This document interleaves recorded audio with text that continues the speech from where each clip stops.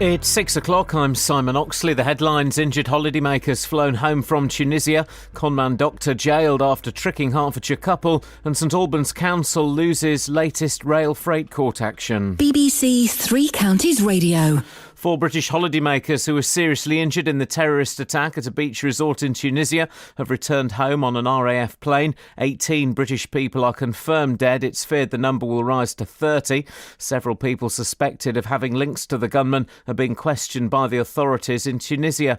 Meanwhile, people from this region who have booked holidays are waiting for travel advice. Chris Bailey is a travel agent in Leighton Buzzard. We had some people actually in resort at the time of the attack in the hotel. Now, in that particular case, they were looked after very well by Thomson, who brought them home on Saturday. People that we have booked to go, some of them have chosen to cancel entirely, and the tour operators are taking a view that if they're going fairly soon, that's a reasonable thing to do. Others are rebooking for other places. A conman doctor who tricked a Hertfordshire couple into paying almost £100,000 for anxiety treatments has been jailed for 4 years. Joseph Valadakis claimed to have worked with the Queen and a number of high-profile celebrities. More from Jessica Cooper. Valadakis of Cornwell Road in Tottenham, who had no medical qualifications, said he'd helped Jackie Collins, Robbie Williams and Lord Sugar. St Albans Crown Court heard he persuaded Philip and Emma Randerson from Hertford to pay £97,000 for treatments including snail wraps and whale sperm massages. The judge said he was nothing more than a con man. St Albans District Council has lost its court bid to appeal against the government's decision to grant planning permission for a controversial rail freight terminal at Park Street. Lord Justice Sullivan told them they had no real prospect of success. St Albans Council say they're taking more legal advice before deciding their next step. Police say a man who died after his car hit a wall in Dunstable yesterday had been robbed minutes beforehand. They're trying to identify 2 women who carried out the theft. Police in Milton Keynes have spent the night negotiating with a man on the roof of a house in Downs Barn. They were called to Chapman Avenue just after 10 p.m. last night. The man in his 40s then barricaded himself in and later got onto the roof. Thames Valley Police say he is unarmed and there was nobody else in the building at the time. There are several local road closures in place. Police are trying to identify a man who attacked another passenger on a Thameslink train to Bedford. The victim woke the man up after thinking he'd missed his stop. More from Barry Caffrey. The attack happened as the train approached Luton Airport Parkway in the early hours of Wednesday, 17th of June. The man reacted angrily to being woken up, punching the victim before throwing him from the train onto the platform. The attacker, who was wearing a cap, is believed to have left the train at Bedford. The 38-year-old victim from Bedford was left with a broken nose and head injuries. In sport, Andy Murray begins his Wimbledon campaign later today against Mikhail Kukushkin of Kazakhstan. A new Watford head coach, Quique Sanchez-Flores, will give his first press conference this afternoon. The weather, hot and sunny, a maximum temperature 27 degrees Celsius. And you can get the latest news and sport online at bbc.co.uk/3 counties. I am Broken Britain.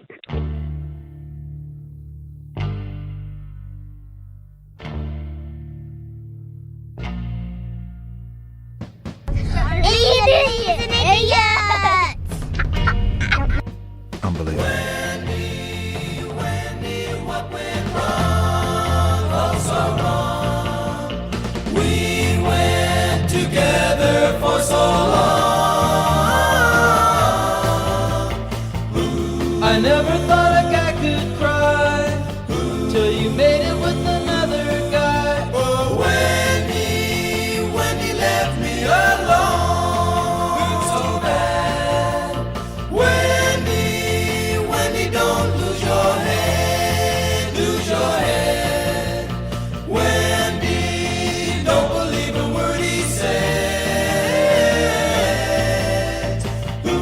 I can't picture you with him.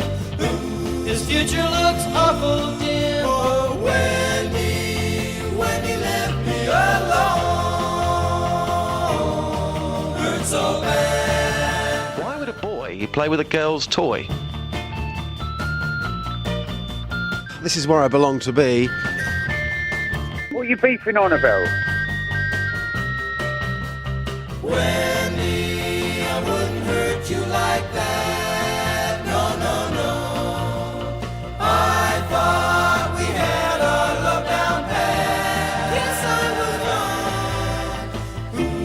farthest thing from my mind was the day that I'd wake up to find my Wendy, Wendy left me alone.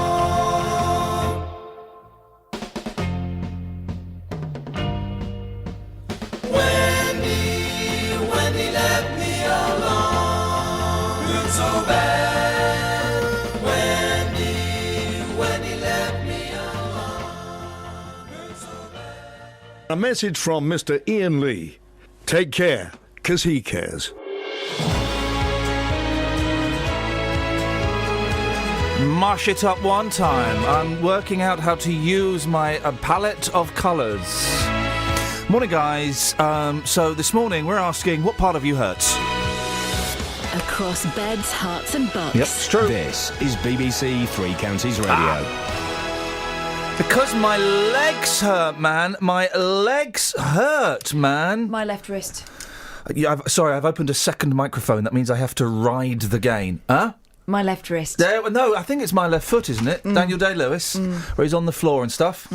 What have you done to your left wrist? Or shouldn't I ask? Sperm whale massage, by any chance? No. Oh. Imagine that. Imagine you go to the doctor who says, yeah, no, you're quite sick. Don't worry, I can give you a sperm... It's not a sperm whale massage, it's... Whale sperm. Worse.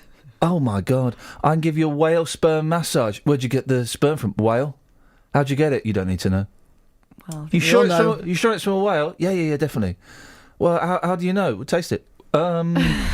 Just there's so much wrong with that story, isn't there? Should we tell them the story? We'll tell them the story in a bit. I want to bring someone into the conversation who's been lacking, not just from the conversation recently, but from Planet Earth recently. She's just got back from the Glastonbury Festival. Oh, I can't do that voice anymore. Look at the face. Look at the face on that lady. Again, you can't say that in that voice.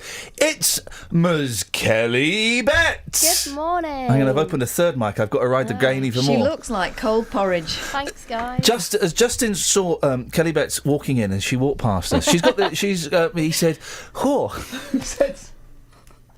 "Cool, look at that. She looks like she should be in, like, I don't know, a ghost film or something." A ghost film or something. It was It was snappy, wasn't it? Good joke. Yeah. Did you have a great time at Glastonbury, or don't you remember? Hey? It was excellent. Were you high on drugs? No. Good. That's a lesson. She was working. She was working hard, earning her keep. Is that right, Kelly? No, I wasn't working. Oh, what were you doing? Having a whale sperm massage? Top class bands. Top class bands. Who's the most famous person that you met? And when I say met, I don't mean saw on stage half a mile away. I mean actually spoke to. Oh, I didn't meet anybody. Well, nobody. Not famous. Okay, who was the most unfamous person you met? Just the people I was with. There we go. The two phone-ins already.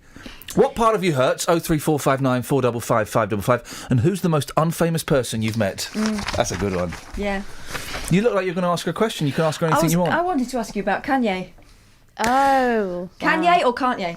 Kanye. Well, he could at first, and then he lost it in the middle, and then We're talking about his performance on stage, not when he came back to your tent afterwards. Greatest rock star on earth, apparently. Oh, he's not rock, though. And exactly. He's rap and roll. But Pete Townsend, Pete Townsend then said, "No, I'm the biggest rock star on." Yes. He could say that a bit, couldn't he? Yeah. He could say it a bit. He can say it a bit. I mean, he can say it a bit. Anyway, back to massages with... Back to outrageous claims. Whale sperm. A con man who claimed he was the Queen's doctor has been jailed for 4 years at St Albans Crown Court for swindling two families out of almost £160,000. One of those families was from Hertford. Local, vocal, that's why we're doing it. Catherine, who is this person? Well, they're not vocal, actually, because they're too embarrassed to talk about it, but we can tell you the details. This fella's name is... You're going to have to come closer to the microphone. Joseph I've got your maximum gain here. Joseph Valdakis. He worked under the name Joseph Hoffman. Yep. And he claimed to be a professor, amongst other things. But his claim was to be a professor with a PhD in quantum physics from Cambridge University. Oh, yeah. Joseph is from Australia, and he told his victims that he'd helped celebrities like actress Liz Hurley, Jackie Collins, and the street artist Banksy. Banksy isn't even real. We know that. We know he's not real. He also claimed to have treated Lord Sugar, Theresa May, Russell Brand and Robbie Williams, to name but a few. Wow. He also said that he was able to grow stem cells of the royals. Now, tongues are in cheeks here, but actually what he did was thoroughly unpleasant, wasn't it? He's a very naughty man. Indeed. These people nice came cup to him... of coffee, mate? Delicious. What? People came to him in desperation and he lied to them. Emma Randerson from Hertford initially went to Joseph to help with chronic anxiety. She told the jury at the trial at St Albans Crown Court that she saw his credentials, which included a PhD, and said that they gave him the credibility that she was looking for at the time. Joseph Valdakis then proceeded to swindle... If we're going to name a con man, it's Valdakis. OK.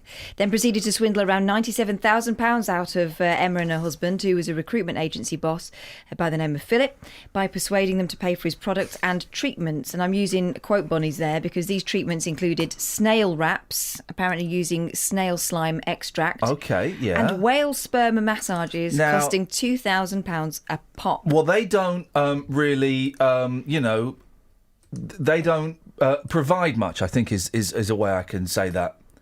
I don't know. I've never looked into them. I don't know how much they pop, is what I'm saying. £2,000 worth. During his dealings with the Randersons, Valadakis, who used the name Joseph Hoffman, as I said, told them that Philip was suffering from pancreatic cancer, but warned them against getting a second opinion because it could result in the cancer spreading. Flippin' heck. He then took their money until he eventually told Mr. Randerson his cancer cells miraculously had gone. OK, so how did this gentleman get caught? Well, the Randersons caught him out. At his trial, the jury was told that after they became suspicious, they supplied... and this is a delightful term, a cocktail of urine from various family members to Joseph, I say. including that of Philip's father, who was terminally ill with cancer. This was to test him doing his tests. When Joseph reported back, they were testing the tester. They were with a sample. Yeah, from everybody. Yeah. Gosh. When Joseph reported back to Philip and Emma that there was no sign of any cancerous cells in that sample, they knew it was a fraud, and then they called the police. OK, so what happened in court on Friday? The judge at St Albans Crown Court said that Joseph was nothing more than a con man. She said, "You are a dishonest charlatan. You have no business telling any human being they did or didn't have cancer. You are a devious and manipulative man." He was then found guilty of fraud by misrepresentation, by making out he was a medically qualified doctor, and he's been given 4 years in prison. Well, I mean, that really is... What's a thoroughly unpleasant gentleman. Apropos, nothing to do with that. Can I play "I Feel Fine" by the Beatles? Yeah, sure, why not? What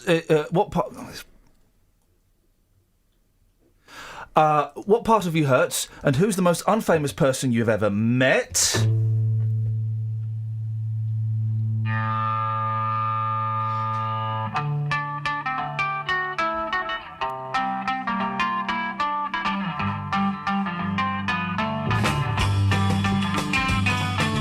Baby's good to me, you know she's happy as can be, you know she said so. I'm in love with her and I feel fine. Baby says she's mine, you know she tells me all the time, you know she said so. I'm in love with her and I feel fine. I'm so glad that she's my little girl. She's so glad she's telling all the world that her baby buys the things, you know. He buys her diamond rings, you know she said so.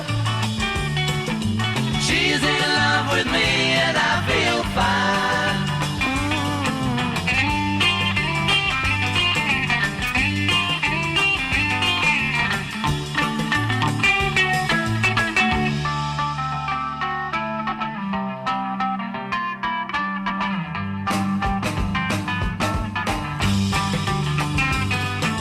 Baby says she's mine, you know she tells me all the time, you know she said so.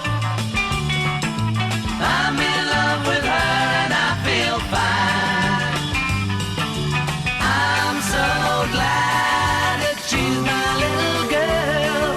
She's so glad she's telling all the world that her baby buys the things, you know. He buys her diamond rings, you know she said so. She's in love with me and I feel fine. It's not She's in love with me and I feel fine. I would not say yes, but I certainly would not say no. Travel news for beds, cards and bugs. BBC Three Counties Radio. Milton Keynes Chapman Avenue is closed with a police incident, an investigation underway and ongoing. It's closed between Farrier Place and Lorina Place. Into Wendover, Hale Lane is covered in bricks and stones, we're being told. Builder's debris has fallen off a lorry on Hale Lane near to the junction of Hale Road. This is about a quarter of a mile outside of Wendover. We understand that police have contacted local highways to try and get that cleared up. Motorways at the moment aren't too bad, no reported problems. Just be aware if you're heading away on holiday to the continent. Big problems for the M20 in Kent this morning because of Operation Stack as the port of Calais closed. So if you're heading to the cross-channel ferries out of Dover, big problems this morning with strike action over there in France. Back onto the tubes and the Metropolitan line out of action, Moore Park to Amersham. And there's just been a signal failure at Rickmansworth. James Worley, BBC Three Counties Radio. Thank you, James. Morning, Iain Lee, BBC Three Counties Radio. These are your headlines on the 30th of June. 4 British holidaymakers who were seriously injured in the terrorist attack at a beach resort in Tunisia have returned home on an RAF plane. A conman doctor who tricked a Hertfordshire couple into paying almost £100,000 for treatments has been jailed for 4 years. And St Albans District Council has lost its court bid to appeal against the government's decision to back a controversial rail freight terminal at Park Street. Every weekday from 3. Local stories. People in Watford are being urged to celebrate their local heroes by creating a postcard in their honour. In other local news, rugby fans are being warned to watch out for fake World Cup tickets. Roberto Peroni. Now, a metal detectorist has discovered an archaeological find in a field near Royston in Hertfordshire. Taxi drivers in Luton are demanding to be allowed to drive in bus lanes at all times. There is to be a new station at the Leighton Buzzard Narrow Gauge Railway. Roberto Peroni. Weekdays from 3 on BBC Three Counties Radio. This is Nick Coffer on BBC Three Counties Radio. It doesn't matter. No, it doesn't matter. 03459 455 555 is the telephone number if you want to give us a call. I just got to reacclimatise, bear with me.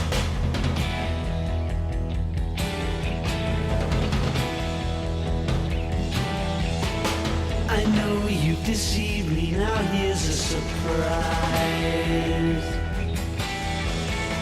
I know that you have, 'cause there's magic in my eyes. I can see for miles and miles and miles and miles and miles. Oh yeah. If you think that I don't know about the little tricks you play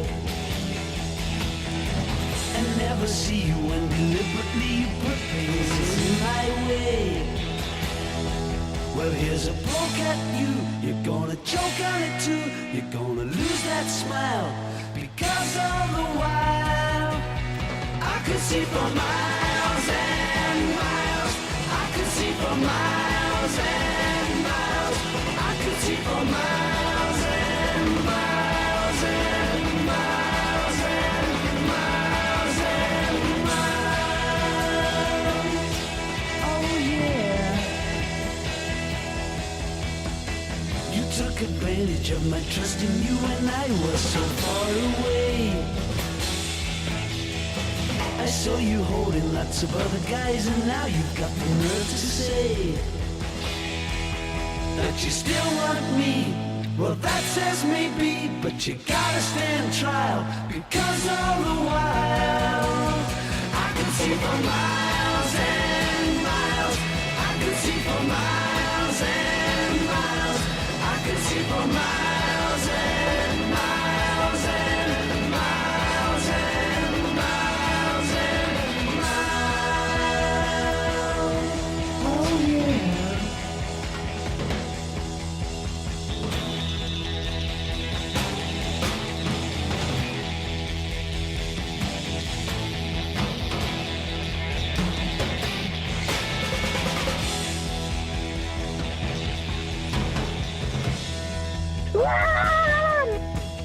I know you've deceived me, now here is a surprise.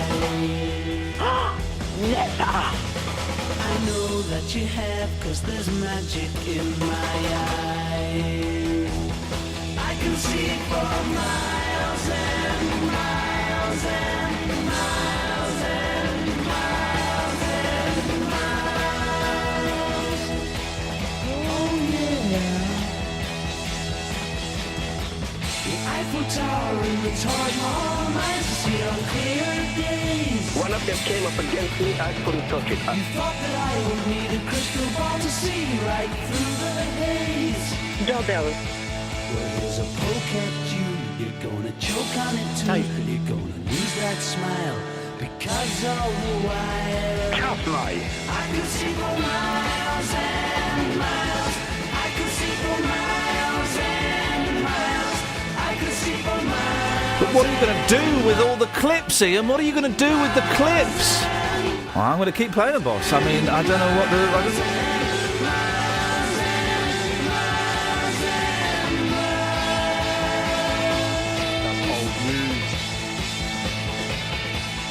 I could see for miles and miles.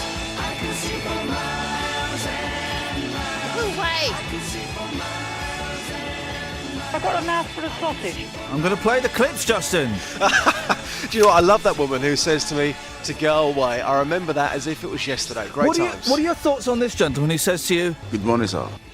My thoughts on that are that kind of lifts my spirits. I mean, obviously this morning, I don't need that too much because it's a beautiful morning, but when I hear that, I think to myself, yeah, do you know what? It's good to be alive. isn't it? Do you know what? Is there a part of you that's hurting today, Justin? Yes, there is actually. Where do I start? Well, hang on a minute. We all know what's hurting. Oh, what's her? Oh, yeah, can you not tweet that stuff, please? Gail Platt. Oh, Gail Platt, yes. My shorts were quite tight last Okay, night. thanks so very much. Okay, but no, seriously, okay, my hamstring hurts me this morning. I Your was doing hamstring? some workout at the weekend and felt a slight twinge. See, my hamstring's hurting me. Okay, my legs are hurting. Catherine's wrists are hurting. Kelly's soul is hurting. Yeah. 03459 455 555. What part of you is hurting? And Justin, I believe you're going to take that to the streets for us as well. I certainly am, with pleasure and delight. Geezer. But on to slightly more serious things. A man has been beaten up on a Thameslink train after waking up a fellow passenger.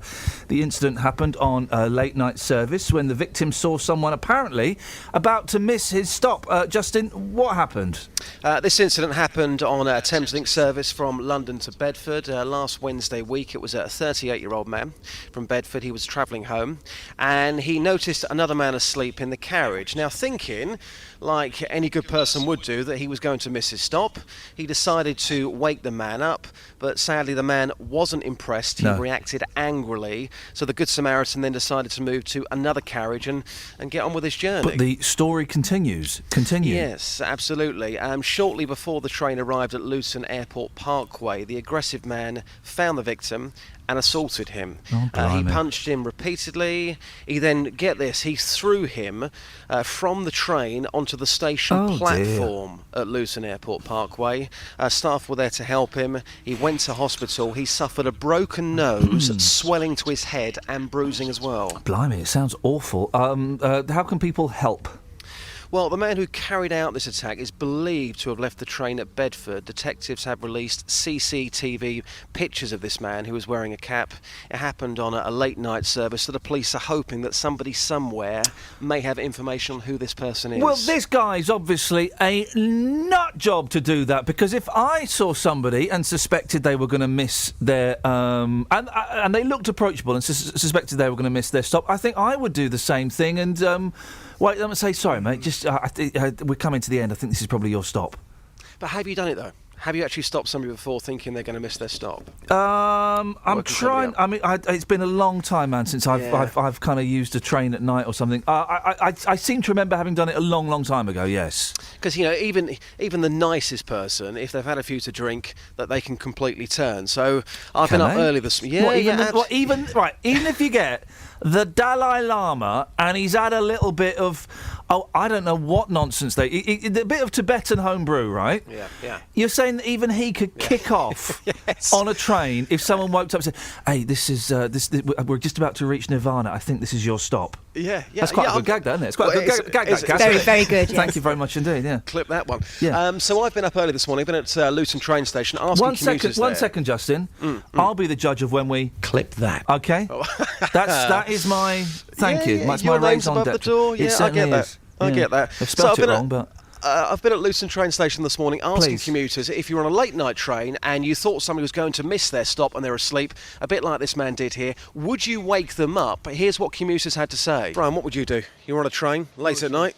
I really don't know, to be honest with you. I mean, you could do it, chance it, but if they wake up, they beat you up and that's it. So sometimes you think it's best to leave it alone. Would you wake somebody up if you thought they were going to miss their stop? Yes. Yeah. Have you done it before? Yes. And you've never had any problems with that at all? I've woken someone up and it's been kind of not their stop, but they've never been horrible about it. I think they appreciate you're doing it with good intentions. Because we're talking about a guy today who did wake somebody up and unfortunately was beaten up for his troubles. Well, that's clearly not on. I'm sure he was doing it with all good intentions. Yeah, absolutely. So that's horrible. Despite hearing that, you would still do the same, would you? Yeah, I'd obviously be careful, but yeah, no problem with that. Depends what they look like. Depends if they were drunk or if they looked menacing, maybe. I wouldn't. If it was a young lady or a person that had just fallen asleep coming home from work, maybe, late at night, probably yes. So it depends. It just depends on the circumstances at the time, but it's a difficult one, yeah. So you've actually seen somebody attacked for waking somebody up late at night, haven't you? Tell us what happened. I've been working nights and a fellow was asleep, obviously drunk. Someone woke him up. He actually said that he was getting off at that stop when he got on, and geezer just attacked him, just for waking him up. And how long ago was this? Just before Christmas. Oh, again, somebody doing somebody a favour, and that's what you get. Yeah, seems that way, doesn't it? You wouldn't do it then? Nah. No point. Who cleared their throat at the end of that piece there, Just? It wasn't me, boss. I'm a clear professional. Can you just get that last... Get that. It definitely wasn't me, I can assure you of that. Yeah. What? Kelly, could you just pull off that man for me, please? I want to hear it. I want to hear what it sounds like. So if you can just pull him off, I want to hear what that... I think what he had to say was more interesting than in clearing his throat. I didn't actually hear what he had to say. All I heard was, him doing a dad. Well, he said at Christmas time he saw exactly the same. Somebody woke somebody up on a late night train, and unfortunately they got beaten up, so he wouldn't do the same. And then he did that, isn't it? That's the thing, isn't it? That's the thing. Did you get my joke about the Dalai Lama? Absolutely, boss. 100%. I get every single joke when you come into the building. Okay. I get every single joke that you come up with. Okay, explain it to me. Boss, I don't have to sit here and explain myself to you. I'm on the streets, I'm working with the people. Explain the joke that you got. Why was it so funny and clever? It was clever and funny simultaneously. Boss, Tell me why. Listen, you are just hilarious. You really are. You are a funny guy. You didn't get it, did you? I got the joke. It was absolutely wonderful. Explain it to Boss, me. I've got stuff to do on the streets this morning, so I'm going to go now. But it was a very funny joke. Explain. Which bit of the joke was funny? Hang on a second. What sort of person has to get somebody back on to say, "Hey guys, I'm so funny. Can you explain the joke for me again?" Very, very insecure person, Justin. That's who. Yeah. But so you did get the joke. Yeah, very funny. Yeah, so great go stuff. on then. Just for those who didn't. No, boss. I'm not going to sit here stroking your ego. It was a funny joke. Let's just move on. But which bit of it was funny? Absolutely every single bit. Every single word you said was funny. You didn't get it, did you? I got it, boss. Which bit? All of it. Speak to you later, Just. Bye. He didn't get it, did he? Get it He at didn't all. get it. I don't know if Kelly got it. Kelly, did you get it? Oh, she had her headphones on. How convenient. Oh, hang on a second. Let me just. I need to clear my throat. Oh. Horrible. 03459 455 555. Did you get my joke? Travel news for beds, cards, and bugs. BBC Three Counties Radio. On the motorways, the M1's building up now southbound from Luton down towards Hemel Hempstead, approaching junction 8, looking heavy on the cameras. Anti-clockwise also heavy now, 21 to 19 M1 around towards Watford. Into Wendover, now Hale Lane is partially blocked with bricks and stones that have fallen off a builder's lorry. It's about a quarter of a mile outside Wendover, so we understand police have contacted local highways to try and get that cleared up from Hale Lane near to the Hale Road junction. And trains, unfortunately, signal failure at Rickmansworth means delays for Chiltern, as well as the Metropolitan line between Amersham and Moore Park to Chesham. We're just being told the signal failure has been sorted out, has been fixed, but likely to be disruption until around 7:15 this morning. James Worley, BBC Three Counties Radio. Across beds, hearts and bugs. This is BBC Three Counties Radio.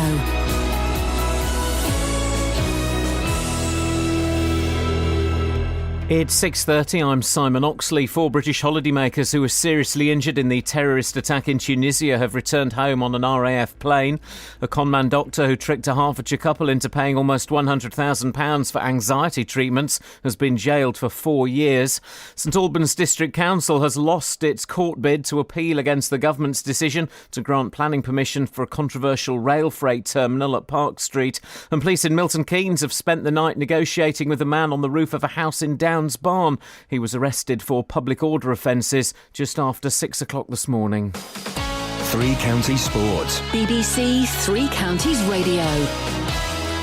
Andy Murray will begin his campaign for a second Wimbledon title today. He plays Mikhail Kukushkin of Kazakhstan in the third match on centre court at around 5 o'clock this afternoon. Also today, Hertfordshire-based Aljaz Bedin from Slovenia faces Radak Stepanek. It's Bedin's third Wimbledon, but his first since gaining British citizenship, having lived in Welwyn Garden City since 2008.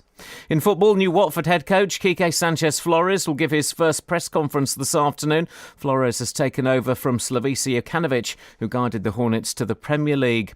Luton manager John Still says the signing of Josh McCoy isn't the end of his summer recruitment. McCoy arrives at Kenilworth Road, having been at Bournemouth last season. What we try to sell him is the similarity between the clubs, if you like. We think we're on our way forward. We was able to convince him of that, and fortunately it worked out for us today. Elsewhere, Manchester United have made a £28 million bid for Real Madrid and Spain defender Sergio Ramos. In golf, final qualifying takes place today for next month's Open Championship at St Andrews. Qualifying today is at Woburn with 3 places up for grabs. Colin Montgomery features, as does St Albans player Will Roebuck. Yeah, I can't wait for it, to be honest. I've got an early start. It's 36 holes, and the forecast looks perfect, and I know a lot of guys from the club are coming up to support, so yeah, I can't wait to get going now. BBC Three Counties News and Sports. The next full bulletin is at 7. This is Iain Lee on BBC Three Counties Radio. Morning, guys. 03459 455 555 is the telephone number. If you want to give us a call, then you're more than welcome to. You can send us a text 81333. Start your text 3CR. I'm just playing around with this because that's everything's been changed and nothing works better. What's your beef? I said it's amazing you can do anything with the terrible pain you're in with your leg. Yeah, well, it is amazing I can do anything with the terrible. I couldn't do soldiering. Stetson. That's not what I was after. Come on, guys. We're all the whole don't know how to work the studio act is wearing very, very thin. That's old news. I know it is. That's what I'm saying. But I'm just getting there to. What are you trying to do? Trying to make it do what I want it to do. No, not that. I'm trying to sort something else out. This is filler or filler.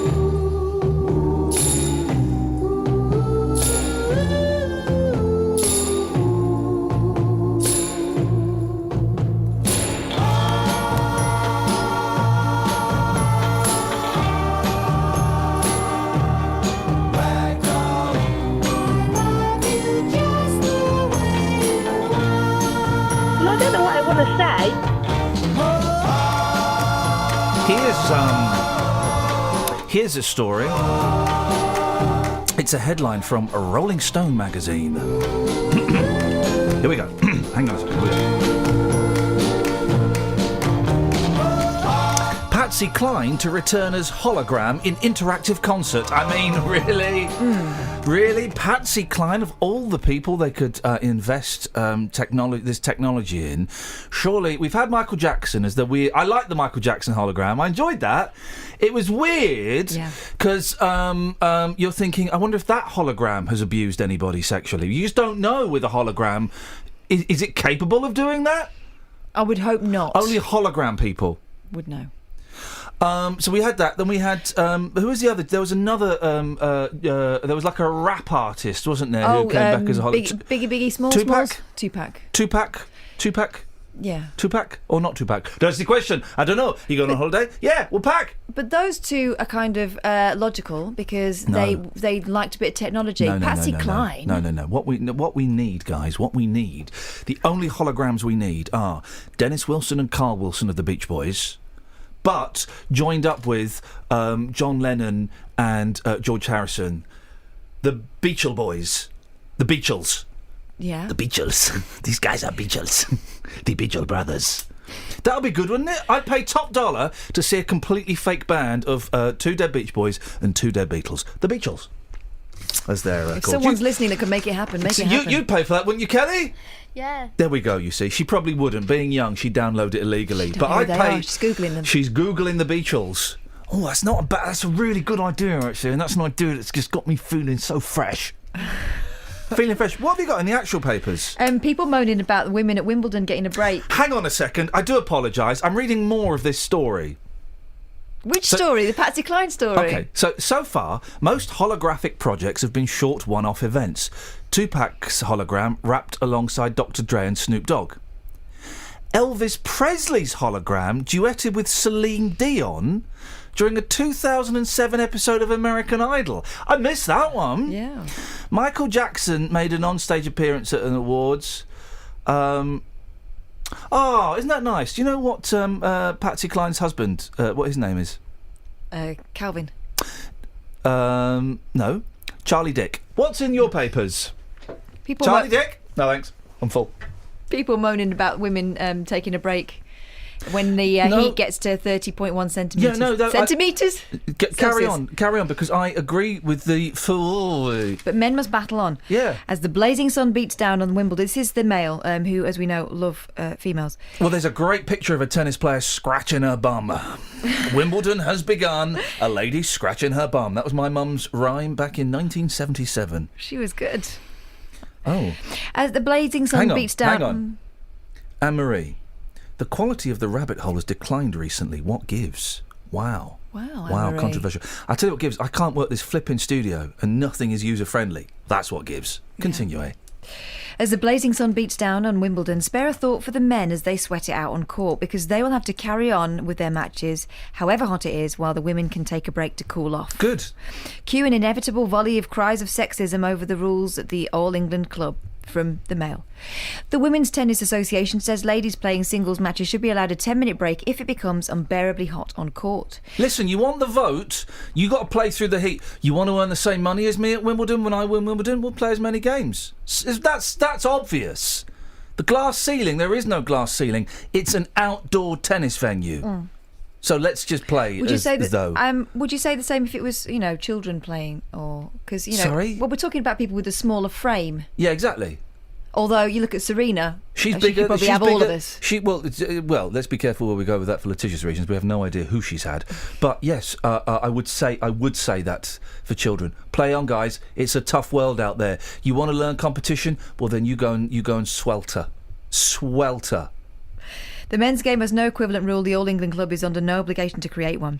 Asked why there was no heat break for men, a spokesman said the decision was in the hands of the separate governing bodies of men's and women's tennis. Oh, right, so they're making their own rules. It's not like Wimbledon's doing it. Yeah.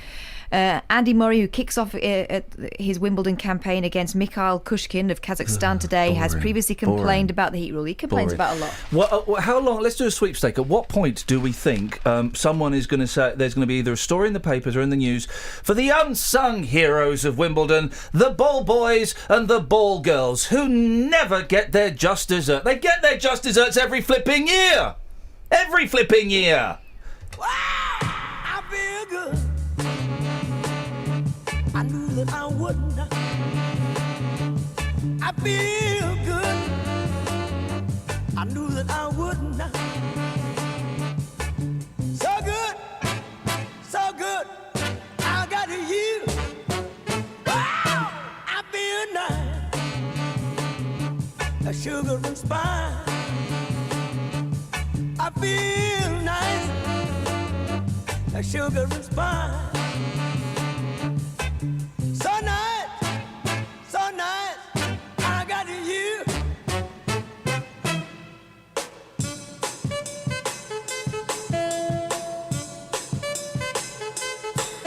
When I hold you in my arms, I know that I can't do no wrong.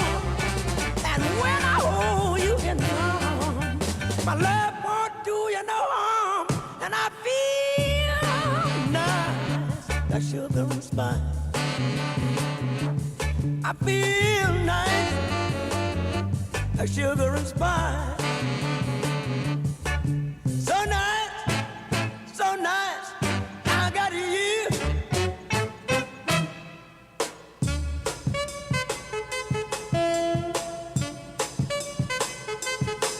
When I hold you in my arms, I know that I can't do no wrong.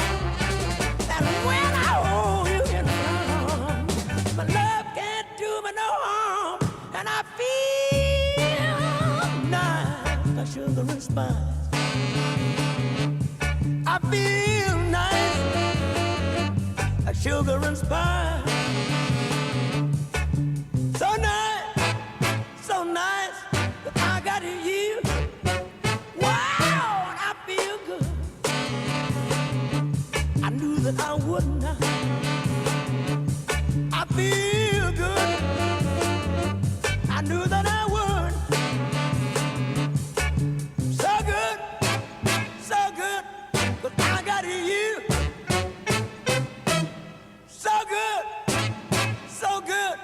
but I got you. So good, but I got you.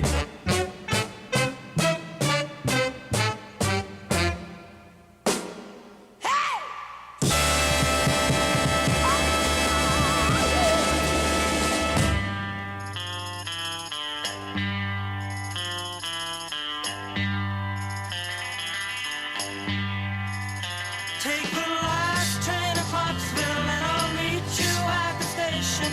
You can be here by 4:30, cause I've made your reservation. Don't be slow. No, no, no. No, no, no. Cause I'm leaving in the morning and I must see you again. We'll have one more night together till the morning brings my train and I must go.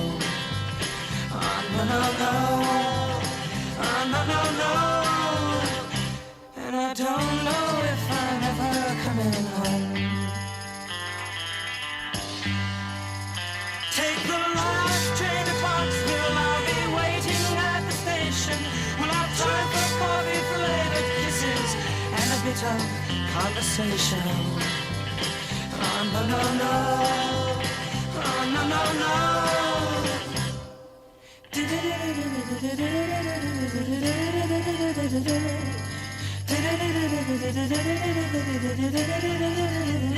Take the last train to Clarksville. Now I must hang up the phone. I can't hear you in this noisy railroad station. All alone I'm feeling low. No, no, no. No, no, no. And I don't know if I'm ever coming home.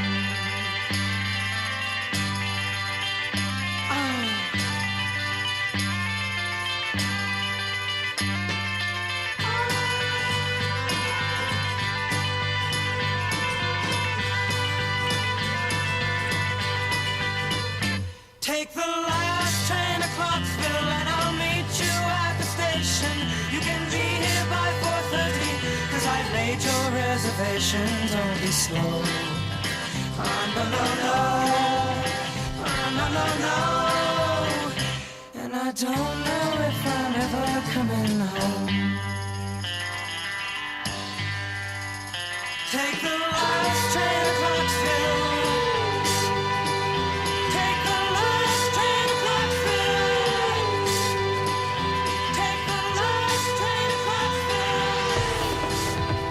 Travel news for beds, cards and bugs. BBC Three Counties Radio. Well, usual build-up on the M1 southbound from Luton towards Hemel Hempstead, then 10 down towards 8, and the anti-clockwise M25 busy in patches from 21 the M1 down towards 16 already this morning, down towards the M40. A1 into London's queuing from Holiday Inn to Stirling Corner and Boreham Wood, and in Wendover, just outside Wendover on Hale Lane, there are bricks and stones on the carriageway near Hale Road. We understand builder's debris fallen off a lorry about a quarter of a mile outside Wendover. Still awaiting the clear-up of that by local highways. Chiltern disrupted through Rickmansworth because of a signal failure earlier on. That's also affecting the Metropolitan line. Minor delays from Amersham to Moore Park and also Moore Park to Chesham. James Worley, BBC Three Counties Radio. Thank you, James.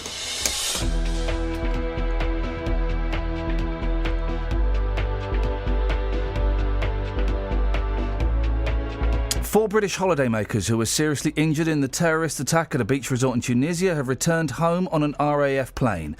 A con man who tricked a Hertfordshire couple into paying almost £100,000 for treatments has been jailed for 4 years. And St Albans District Council has lost its court bid to appeal against the government's decision to back a controversial rail freight terminal at Park Street. Beds, Herts and Bucks weather. BBC Three Counties Radio. Well, it's a reasonably warm start to the day, but it is obviously going to get much warmer. We have wall-to-wall sunshine today, barely any cloud to speak of. UV levels very high, pollen count very high, and the temperature also fairly high as well. We're looking at a maximum of 27, maybe 28 Celsius in the strong sunshine. Now, sunsets are 21, 24, and it's going to be really uncomfortable. A really sticky, humid night. Minimum temperature, countryside's looking at 16. Towns and cities probably going to be around 19, 20 Celsius. And that is a nighttime temperature. So like I said, sticky, uncomfortable, not very nice at all. Sun rises tomorrow morning at 04:46, and tomorrow still that humid air with us, perhaps a bit more cloud, but it should stay dry. Now, temperatures likely to get up to 30, 31 Celsius tomorrow afternoon, and locally maybe a degree or two more than that. So very hot tomorrow afternoon, and with that temperature, although it should stay dry, we do have the potential of maybe 1 or 2 quite heavy, quick thundery downpours. Now, many places avoiding that completely, but there's the potential that that temperature could spark 1 or 2 of those off, and that's your forecast. Every weekday morning. One partially closed and the others didn't operate at all. I have contacted other companies who do it professionally, and they said it should have been anchored down. The JVS Show. It was looked over by the garage and they told me do not move the vehicle anywhere. It's a complete death trap. The JVS Show fights for your rights and tackles your consumer problems. I'm getting nowhere. I've tried on numerous occasions to talk to the manager of this company. If you need our help, email jvsshow@bbc.co.uk. So they said, we're going to contact the customer, we're going to have a chat, and we're going to make a gesture to that customer. And we could do the same for you. Without your programme, I don't know what you'd do in the morning. The JVS Show, weekdays from 9 on BBC Three Counties Radio. Hey Jude, don't make it bad. Take a sad song and make it better. Remember to let her into your heart.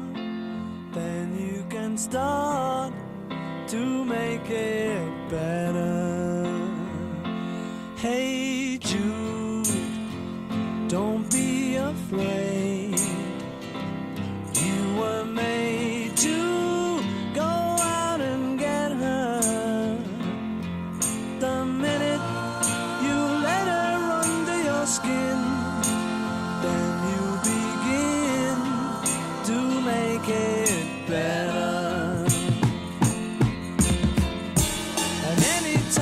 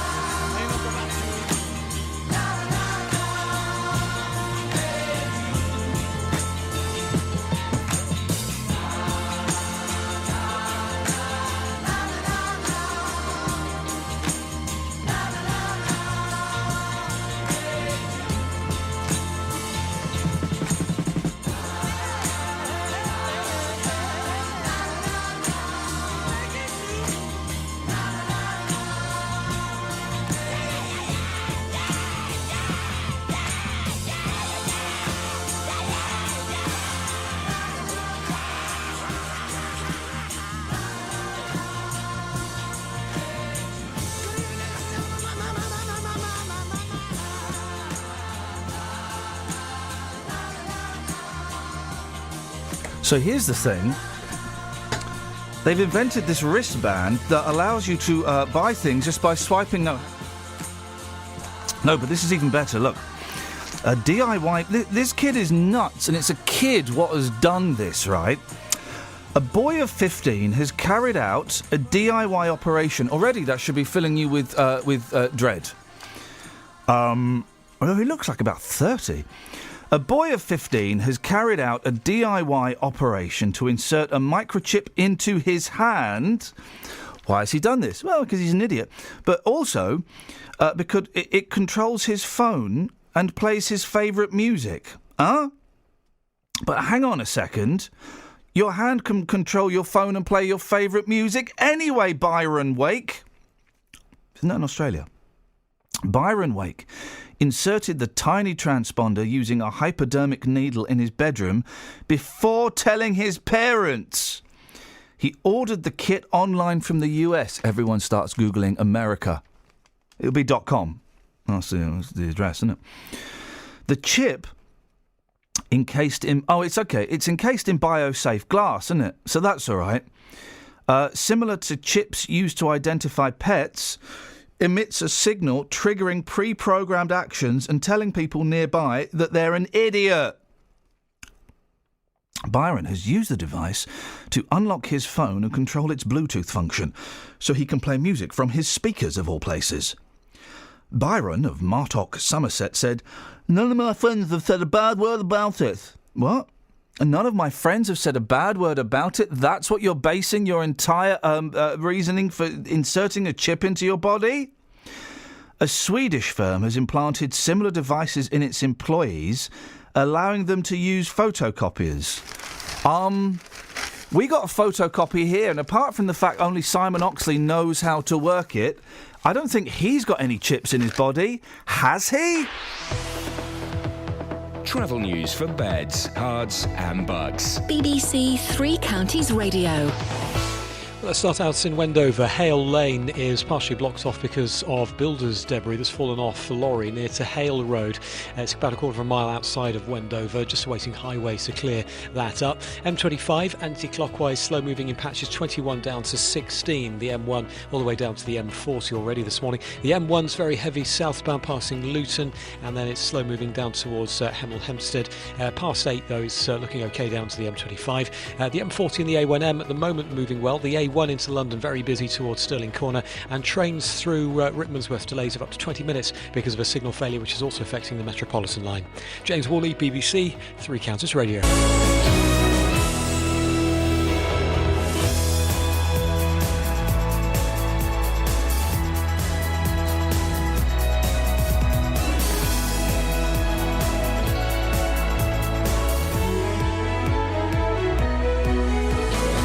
Local and vocal across beds, hearts and bucks. This is BBC Three Counties Radio.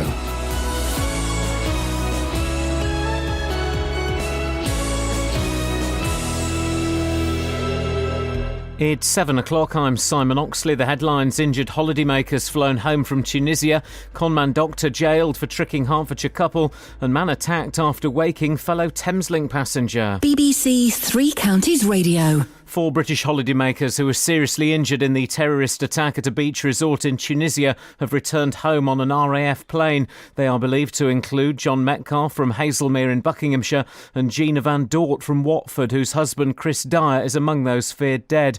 The plane touched down in Birmingham in the early hours before carrying on to Brize Norton in Oxfordshire. Nick Qureshi reports. All 4 returned on a specially modified C-17 transport plane. They were accompanied by medics experienced at bringing injured service personnel back from operations overseas. The Ministry of Defence says it's working with NHS England to take each person to the best hospital in their area for their needs.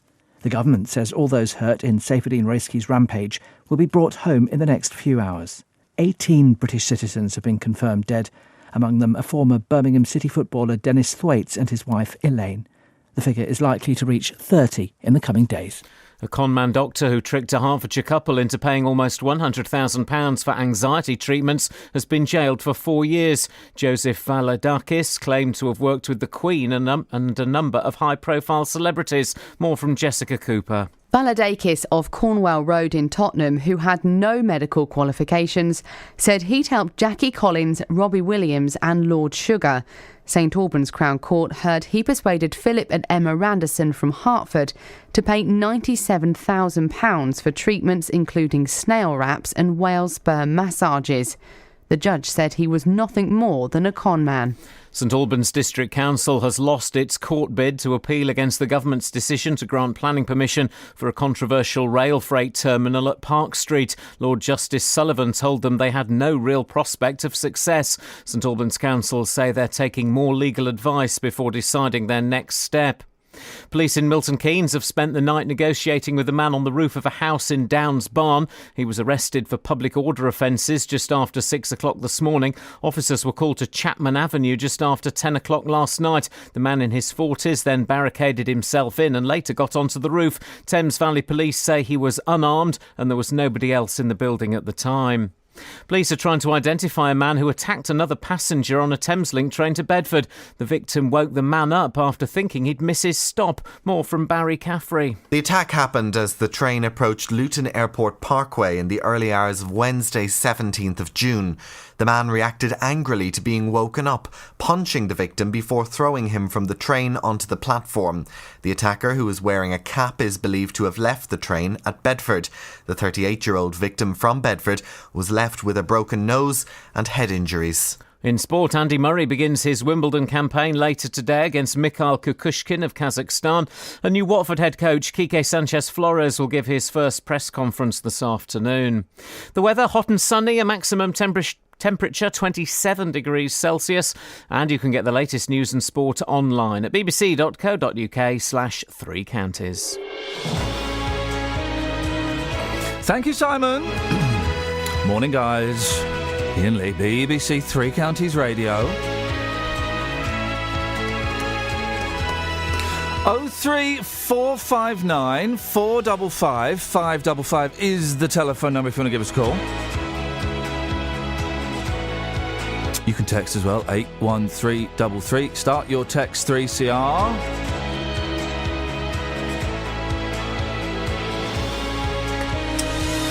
Across beds, hearts and bucks. This is BBC Three Counties Radio.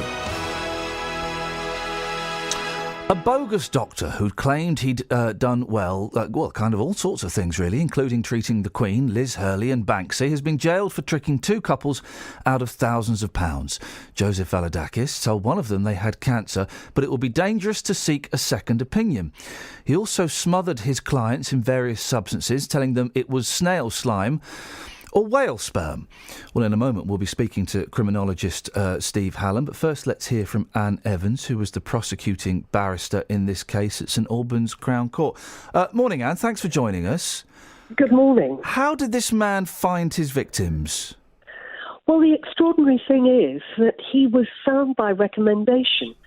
So all our victims in our case had got the highest recommendations from their friends about what a marvellous therapist he was. I have to say he came across very differently during the course of the trial, however. And that's the thing, isn't it? We're always told, when kind of seeking builders or therapists or things, go by recommendation. And how did he trick them? He must have been very charming. Well, he must have been very charming, but again, that's something that he chose not to display during the course of the trial. He sat through most of the trial with his chair tilted back in the dock, with his eyes shut, muttering under his breath. And when he gave evidence, I have to say that he behaved in a way that looked very anxious. He had tics. He kept muttering under his breath. So none of us in the jury or in the courtroom could see how he could possibly have put over this charming front. The lies seem extraordinary. I guess when people are ill, they can be desperate and hear what they want to hear. At what point did the victims smell a rat and get suspicious? Well, certainly one of our victims was extremely ill. He tried all types of regular therapies and they hadn't worked. So he looked to the alternative community just to see if anything could help him with extreme food allergies. I have to say that most of us in the courtroom were surprised at how long he managed to take these victims in, because as you said in your introduction, he said that he'd worked with Banksy, the Queen, Robbie Williams, he'd had Christmas with Annie Lennox. Any name that you can think of, he would then drop into a conversation. Now, we checked with the royal household just to see if any of these claims were true. And, of course, the royal household was in a position to confirm that, of course, he'd never treated anyone in the royal family at all. And when you confronted him with that evidence in court, what was his reaction? Did he carry on the lie, or did he kind of accept it? Oh, he absolutely never accepted it at any point. Gosh. One of his claims was that he was working for the government undercover as MI5. So he just kept repeating government data when you put to him something that he didn't like. And, of course, if I tried to explore with him what or who was government data, he just simply kept repeating that same mantra. So we never got to the bottom of what was going on. How much money did the victims lose? Well, a staggering £160,000. As you've mentioned already, the Randersons lost £97,000 and our other victim lost nearly £60,000. Certainly our other victim was so desperate to be cured of these awful conditions that he had. He was prepared to try anything. Yeah. And because this man, as you said, had said, don't seek a second opinion, he wanted to believe that all the money he was pouring into him was to some cause. And I think that just goes to show how desperate these victims were. When you're poorly, when you're as seriously ill as that, you will, if you think you're going to get cured, you will throw money at it, won't you? Did he have any medical credentials, this gentleman? Absolutely not. He said that he was a doctor and that he trained at King's College, Cambridge. We had evidence from King's College, Cambridge, and indeed all the Cambridge colleges, that he'd never, ever been a student there, undergraduate or postgraduate of any sort. He claimed he had a PhD in biophysics. Now, he says he's an Australian national. Nobody, in fact, could believe a word that he said, but certainly never produced any proof that he was a PhD. And as soon as the police arrested him, mysteriously, that claim disappeared from his website. And the victims now, have they recovered from the shock? Will they get any of the money back? Well, that's an ongoing process. Right, okay. Once he's been sentenced, we now look into his assets to see if there is anything that can be recovered. So that's an ongoing process now. And I really appreciate your insights. Very interesting. Thank you very much. Not at all. Thank you. It's Anne Evans, the prosecuting barrister at St Albans Crown Court in this case. Joined now by Dr Steve Hallam, a lecturer in criminology at the University of Northampton, formerly from Bedfordshire Police. Morning, Steve. Good morning to you. This is fascinating, isn't it? And it just shows that, if you have the confidence and you get the right people, you can say anything and it'll be believed. Well, I think you're right. I think one of the issues is that you can set up a website, a very believable website, very easily, and people can easily be taken in by that. And, of course, what we're talking about here are people that are quite desperate in terms of getting treatment or help. So they become particularly vulnerable to the sort of lies and deceptions that this person gave out. This kind of thing has been going on for years, slightly different in as much as, a lot of this it did involve the internet. But, when people are sick, when you hear of people who are dying of cancer going off to all kinds of, fakes on the off chance that something might work. There's been all sorts of fakes around, as you say, for years, and it's very difficult to regulate this sort of thing. I mean, there are regulations, there are voluntary regulatory bodies for different complementary medicines, and I guess that's the route that you want to take if you want to actually have a look at going into those sorts of medicines. Is to investigate whether they are regulated at all. And the best sort of sites to have a look at to start with, of course, are the NHS. NHS sites would help you and speak to your GP first. But it's very easy to be taken in by people particularly if you're in a very vulnerable state. At what point does, I can come on the radio and say, hey guys, I'm a doctor. At what point do I cross the line and start breaking the law? Is it when I actually start seeing, in inverted commas, patients? Well, you break the law if you start if your deception is there in order to gain for yourself or someone else, or to actually cause loss to someone else. And of course, that deception, you can break the law if you actually cause any harm to anyone. And that's really what it's about. So you can take on a false identity, and that really isn't a problem. And here's the thing: Sorry, Steve. They're just saying when he was in court and he was confronted with the fact that, look, we've spoken to Buckingham Palace. What you've said is nonsense. We've spoken to all these people. What you've said is nonsense. This gentleman refused to accept that and carried on with the lie. That seems to say a lot about him and his I don't know, mental state is too strong a phrase, but his frame of mind, perhaps. Well, it's very difficult, isn't it? Because, of course, if someone is confronted in court, there's an element of self-preservation here as well. So we've got no idea about what his motives in court might have been, and that's why he acted in that particular way. It may well be that he's spun a web of lies that he can't then get out of, and he has to try and continue this story. But we heard that he dropped the idea that he was a doctor, and he started talking about government data. Well, that's just maybe an excuse, or it may be a continuation of that sort of mental state of just trying to continue the story and not accept what he's actually done. Steve, always interesting to talk to you. Thank you very much indeed. That's Dr. Steve Hallam, who is a lecturer in criminology at the University of Northampton and formerly from Bedfordshire Police. This is Iain Lee on BBC Three Counties Radio. So here's the thing, and I don't quite understand how this works, because this doesn't make any sense at all. A golden ticket giving free lifetime entry to a theatre has been honoured after nearly 250 years. Well, hang on a second. A lifetime is over then, isn't it? Does a lifetime really have to last that long? Dear God, save us all. The gilded coin, made to mark the founding of the Bristol Old Vic in 1766, was presented at the theatre by Geraldine Menez. And there's a picture of her, and she looks like who's the fat butcher? Not the butcher. The greengrocer, Alf Roberts. She looks like Alf Roberts' first wife, crossed with Percy from Coronation Street. Astounded box office staff agreed the token, inherited from her great-grandfather, was still valid.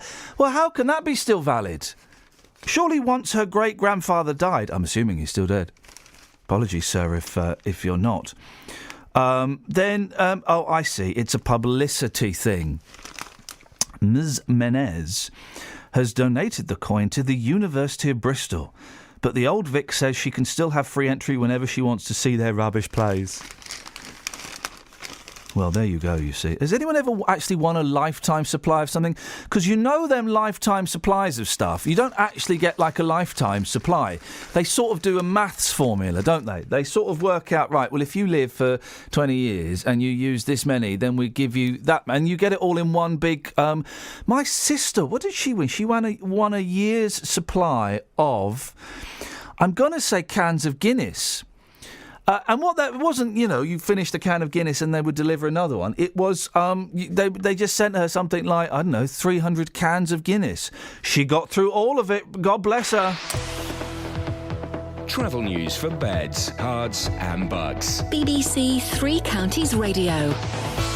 Well, it's slow on the M1 southbound from 11 towards 10 towards Luton Airport. The M25, usual delays anti-clockwise. Heavy and slow in patches from the M1 round to the M40. It's particularly slow, actually, from junction 17 to 16. We can see on the cameras and sensors. As a result, southbound A41 is slow towards the M25. Onto Wendover, Hale Lane is partially blocked by some building debris. Bricks and stones have been reported near to Hale Roads. Just waiting to clear up from by highways there.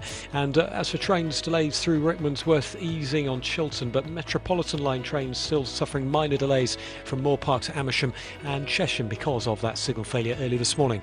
James Worley, BBC Three Counties Radio. Thank you, James. 7:16, it's Tuesday the 30th of June. I'm Iain Lee. These are your headlines on BBC Three Counties Radio. 4 British holidaymakers who were seriously injured in the terrorist attack at a beach resort in Tunisia have returned home on an RAF plane.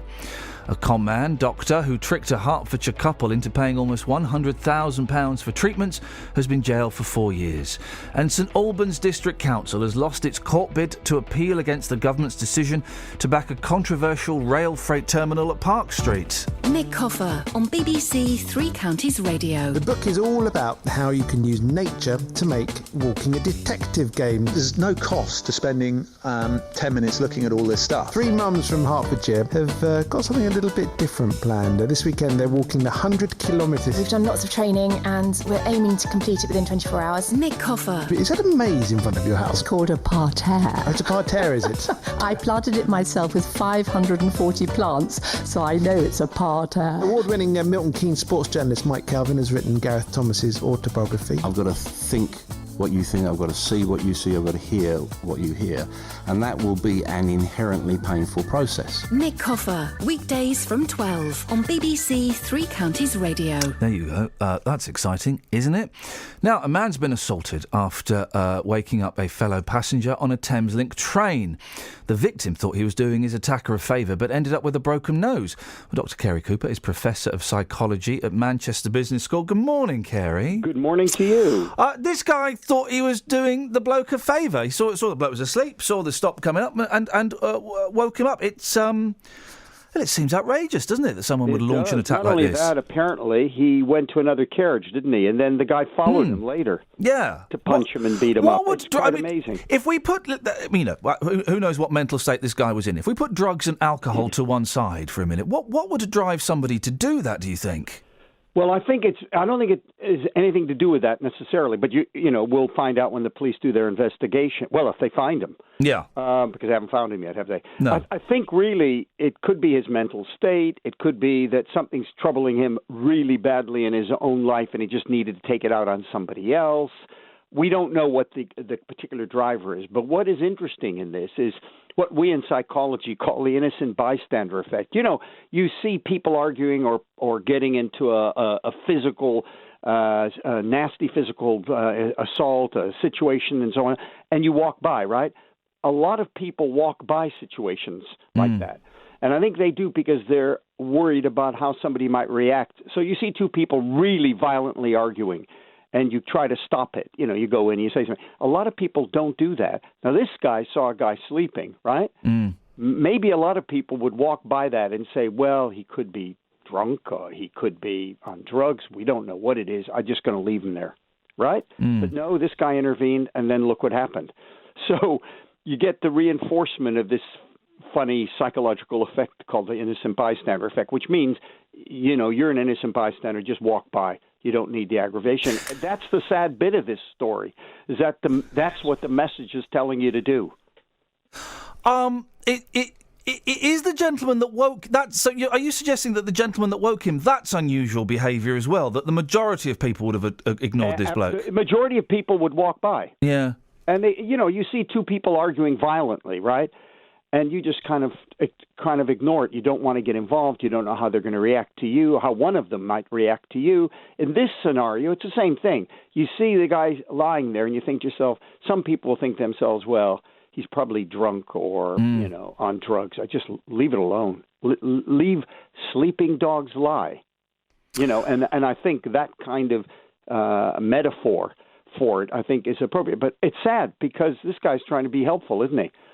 And if someone does go nuts at you and launches a seemingly unprovoked attack like this, what's the best way, apart from running, obviously, what's the best way to kind of get out of that situation? I read a brilliant interview with Darren Brown, the mind bender, who got mugged. It was a couple of years ago. He got mugged, and this guy was being very threatening. I think pulled a knife on him, and so Darren Brown went like nuts and started talking nonsense and waving his arms all over the place, and it freaked the attacker out because he wasn't expecting it. Yeah. And the attacker ran off. I think that's really a good strategy. Try to do something that's unusual. If you run, this guy's going to go after you anyway. For whatever's driving him, he's going to go after you because he wants to get you. Either you become totally non-aggressive or do something unusual that stymies him. You know, I'm sorry, I didn't mean to do it or something. Anything just to, but I guess being defensive, fighting back is the worst thing you could possibly do. Well, also, I've listen. It's been a long time Unless you're since bigger, by the way. Well, exactly, or you know the karate. It's been a long time since I've been in a boozer, but I remember, being younger and having people who were clearly, and this is not the most politically correct phrase, but were clearly nuts, going mental. And you apologise, even if you haven't. I'm really sorry, I didn't mean to do it, and it can make some people even angrier. I know. Well, you have to look at the scenario you're in. You have to look at the individual, and you have to try to figure instantaneously a strategy that will cool him down. But that's different for different people. It depends how emotionally involved this person is. If he really is outrageously emotionally involved, probably you should just get out of there. I mean, you should really get out. Obviously, there was nobody else around at the time. This must have been late, mustn't it? I mean, There would have been other people you'd have thought. But again, innocent bystander effect, probably wouldn't get involved. The gentleman who did this attack, would he even be aware that, that he did something completely outrageous? Well, we don't know, because we don't know what the driver is. If the driver is heavy drugs, probably he wouldn't even know what he was doing. If the driver he's emotionally disturbed in some way, right? Again, he might not know.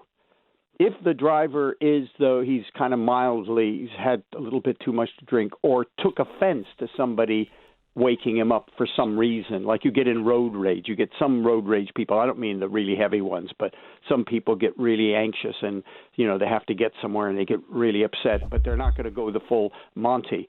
If it's that kind of a person, probably he did know what he was doing, and probably you could stop him by using some technique. But that technique you'd have to determine almost instantaneously at the time. And the gentleman that was attacked, and it was a horrible, horrible attack. It was beaten up, and then when the train stop was thrown onto the station platform.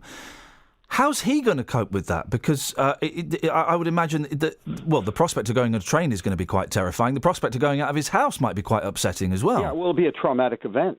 I mean, it really will. And how do you get over that? Do you just have to go and do it? No, you just have to go and do it. I mean, it's a rare event.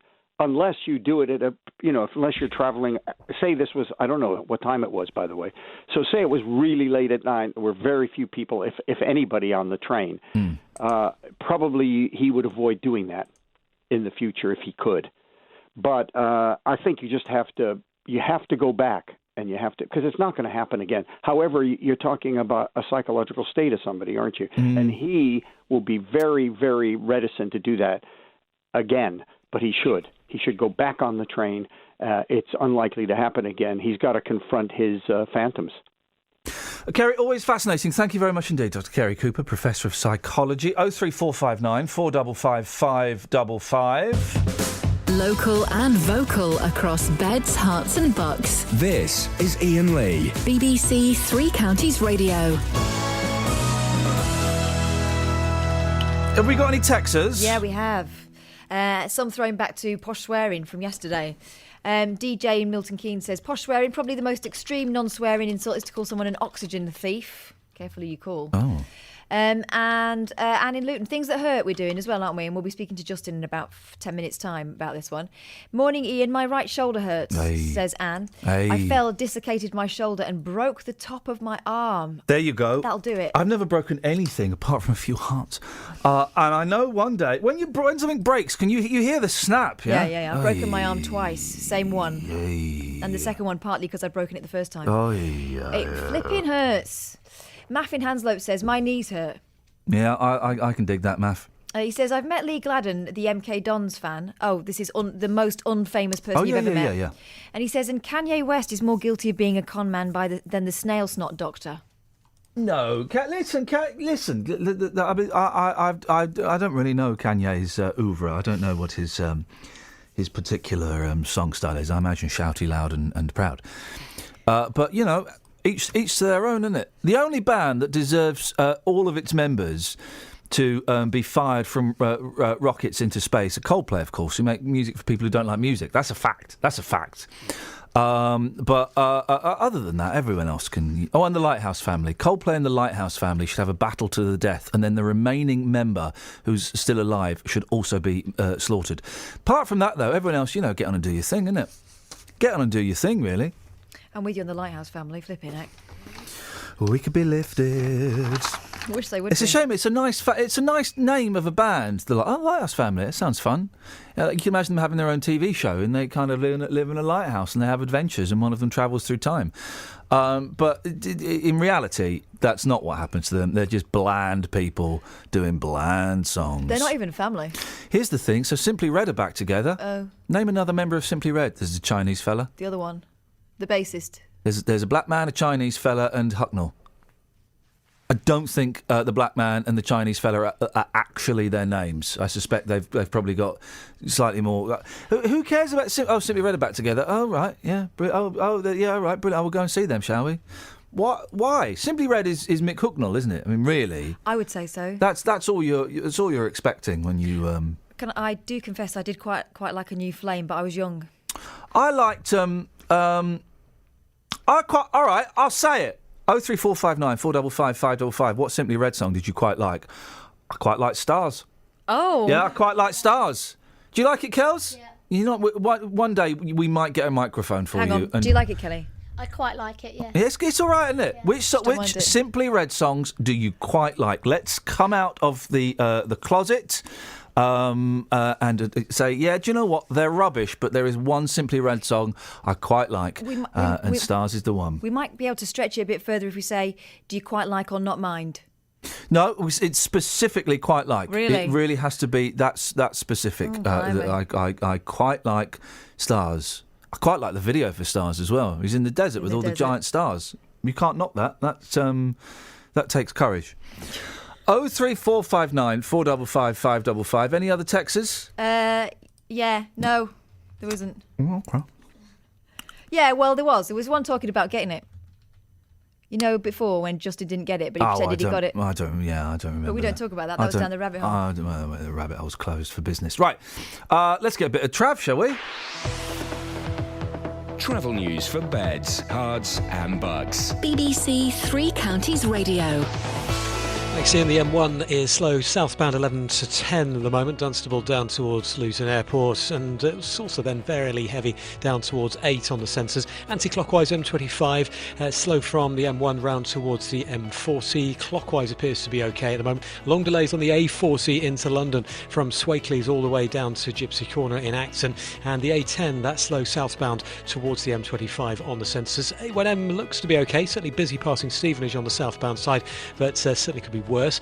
Just be aware if you are driving down to the Channel ports, Calais port is closed. There's lots of disruption in Kent because of disruption at the port of Calais, and Eurotunnel freight's just been suspended because of an incident in the Channel Tunnel, so big problems if you're heading over to the continents. And as for trains at the moment, well, there are minor delays on the Metropolitan line down in London because of a signal failure at Rickmansworth earlier. James Worley, BBC Three Counties Radio. Thank you, James. Glenn's got it on Twitter. I quite like Money's Too Tight to Mention. There you go. As phone-ins go, I mean, it's not up there, but...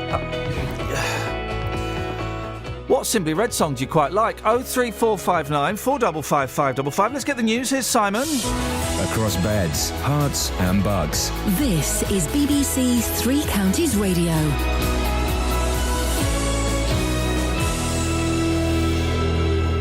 It's 7:30. The headlines: 4 British holidaymakers who were seriously injured in the terrorist attack at a beach resort in Tunisia have returned home on an RAF plane. They are believed to include John Metcalfe from Hazelmere in Buckinghamshire and Gina Van Dort from Watford, whose husband Chris Dyer is among those feared dead.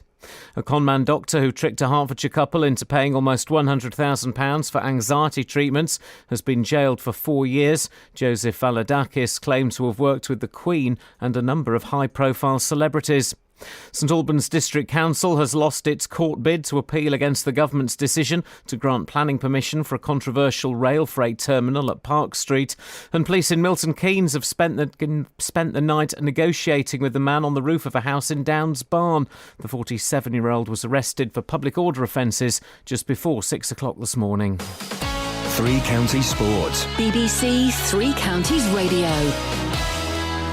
Andy Murray will begin his campaign for a second Wimbledon title today. He plays Mikhail Kukushkin of Kazakhstan in the third match on centre court at around 5 o'clock this afternoon. Also today, Hertfordshire-based Aljaz Bedin from Slovenia faces Radak Stepanek. It's Bedin's third Wimbledon, but his first since gaining British citizenship, having lived in Welwyn Garden City since 2008. In football, new Watford head coach Quique Sanchez-Flores will give his first press conference this afternoon. He's taken over from Slavisa Jukanovic, who guided the Hornets to the Premier League. Luton manager John Still says the signing of Josh McCoy isn't the end of his summer recruitment. McCoy arrives at Kenilworth Road, having been at Bournemouth last season. What we try to sell him is the similarity between the clubs, if you like. We think we're on our way forward. We was able to convince him of that, and fortunately it worked out for us today. Elsewhere, Manchester United have made a £28 million bid for Real Madrid and Spain defender Sergio Ramos. In golf, final qualifying takes place today for next month's Open Championship at St Andrews. Qualifying today is at Woburn with 3 places up for grabs. Colin Montgomery features, as does St Albans player Will Roebuck. Yeah, I can't wait for it, to be honest. I've got an early start, 36 holes, and the forecast looks perfect, and I know a lot of guys from the club are coming up to support, so yeah, I can't wait to get going now. BBC Three Counties News and Sports. The next full bulletin is at 8. This is Iain Lee on BBC Three Counties Radio. Daily. Hey, good morning, Geezer. What's it like out there, boss? It's beautiful. I've got my loafers back on today with no socks. Mate, that really is some inappropriate. tight skinny trousers, pink shirt, which I know that you like, and the vibe is very strong on the street since 5 o'clock this morning. Well, this morning we've asked we've asked you to ask the public what part of them hurts. If you miss it now, you'll hear it again on Sunday evening on the Edward Adu show. And that's fine. Hey, listen, that's fine. If if Matt Lockwood, who produces that show, wants to nick our stuff, mate, then he's more than welcome to. Well, he kind of has got his foot in your camp slightly, hasn't he? Because he does work for you occasionally. So I think he's probably, entitled to that every now and again. He's entitled to he's entitled to take wages. He's not entitled to put his hand in my back pocket and rifle through my wallet. What's hurting of you today, Justin? My hamstring is playing up slightly. Geez, what did you do, mate? Come on. Well, I've been working out a lot recently. I think you can probably tell. I really can, mate. Yeah, by the attitude. Well, the attitude, and just simply by looking at me. So I've been working out. It's purely by the attitude. It's the arrogance. The arrogance, really? The arrogance of the man. Okay. My hamstring's hurting. Did a bit of running at the weekend, and I pulled it ever so slightly. So I'm just being very careful when I reach down and go for the remote control these days. I'm just being very careful not to pull it fully. If you want, I can. I've got some whale sperm that I can rub on it. I've heard about that story this morning. No, thank you. Okay. Well, you've taken this to the streets, Justin. How are the people of Dunstable feeling? Yes. What hurts this morning? I've taken that one to the streets. By the way, off the back of this, I've got something to plug, and our listeners might just enjoy it. But let's hope they do. Here's what the streets had to say this morning, boss. I'll have to say my fingertips. Why? Because I played the bass all day yesterday. Yeah. What's your favourite tune to play on the bass? Probably Suck My Kiss by the Red Hot Chili Peppers. Suck My Kiss? Yeah. Why can't you play a decent tune? Well, that is a decent tune. Okay. Which part of you hurts this morning? Which part have I? Which part of you hurts? No, I can't get you. Mandy, which part of you hurts this morning, darling? Down here, by my stomach. No, I've had the operation. But that was years and years ago. An operation on? On burst appendix. Oh. Yeah. It's still hurting now? Yeah, it's still hurting now. How many years on? About 20, 30 years. Are we talking 20 or 30? Can you be a bit more specific? I'll say more than 10 years. That's what I say. More than 10 years, We've gone from 20 to 30 now to 10. No, but How many years ago did you have the operation? I can't remember. It's such a long time ago. I won't remember. It's too far away. Okay, so it was either 10, 20 or 30, but you're still hurting now. I'm still hurting down here now. It's aching a bit down there now, yeah. My feet, but my feet always hurt in heels. Okay. They are quite high, aren't they? No, these are the short ones, darling. These are only the 2-inch heels. Normally they're a 7-inch heel. 7-inch heel? Oh yes, when I go out Saturday nights. My neck. What have you been up to, Steve? I've got neck damage anyway, so it's The longer I stay up, the more it hurts. You've been up all night, haven't you? No doubt, you know that. I can tell by your hair you've been up all night. Thank you. You dirty old stop out, you. Take care, Steve. What gosh? What a robust. But there have been when we drive in to Dunster Bubble, and I drive in about 5 o'clock. Oh, hang on, is the boss listening? I drive in about 4:30, and there are a number of dirty stop-outs. I don't mean the homeless. I mean like young people of all ages and all backgrounds, just wandering home, sat at the bus stop, doing all kinds of stuff. Yeah, I have to say, in Dunstable, we've been here for, 2 weeks now, so you're right, especially coming in on a Saturday quite early as well. Number of people still coming back from a night out at about 9 o'clock in the morning. Dirty stop-outs. You've got to respect that, haven't you? You've got to respect it to a certain degree, yeah. What's it? You said you had something that the listener might enjoy. I'm guessing it wasn't that. What is it? Oh, it's harsh. Yeah, Very harsh. That was unfair. That was unfair. One of your regular callers, he used to be a regular caller, Dave Luton, who used to phone in and talk about cats sleeping on snakes. That was one of his classic sayings. What are you beefing on about? Yeah, him. Yesterday, I went to buy a packet of cigarettes Tough, mate. in Dunstable and Asda, and there he was. I like the mushy peas. He was just hanging outside Asda. What? So I managed to get a photograph of Dave for those people, and believe it or not, the question which people ask me more than any other on the streets is, Dave Luton, is he a character? Surely he can't be real. He's definitely real. We've got lots of pictures of me with Dave. You can see those pictures on my Twitter page. Tweet them again, and I'll retweet them. How did you know it was him? Well, because every now and again when I'm out and about in the radio car or the new satellite truck, which of course is vastly delayed, Dave will often hear us out and about, and he'll just turn up and talk to us on the radio car. So I know what he looks like. There he was outside Asda's yesterday looking a right state. So we managed to get some photographs, and he is real, and you'll see those on my Twitter page, @JustinDealey. Suck my kiss. Now, do you fancy a shag? Explain what you mean by that. I think you know exactly what I mean by that. What time? Well, it's on page 26 of the Mail. You can get a black shag. Yeah. Or a blonde shag. Okay. It's a L'Oreal hair advert. Right. From Rod Stewart to David Cassidy. I interviewed Dave Bartram. I told you this the other day. I'll tell the listener. I interviewed Dave Bartram from Shawaddy Waddy at the weekend, right? And he's what a nice bloke. And I love interviewing those pop stars from the 60s and 70s because they will have seen and experienced things we can only imagine. At the end, I said, Dave, before you go, this is always my favourite question. You were kind of involved in the glam era. You worked with some of the big stars, and he'd already talked about working with Mark Bolan and stuff.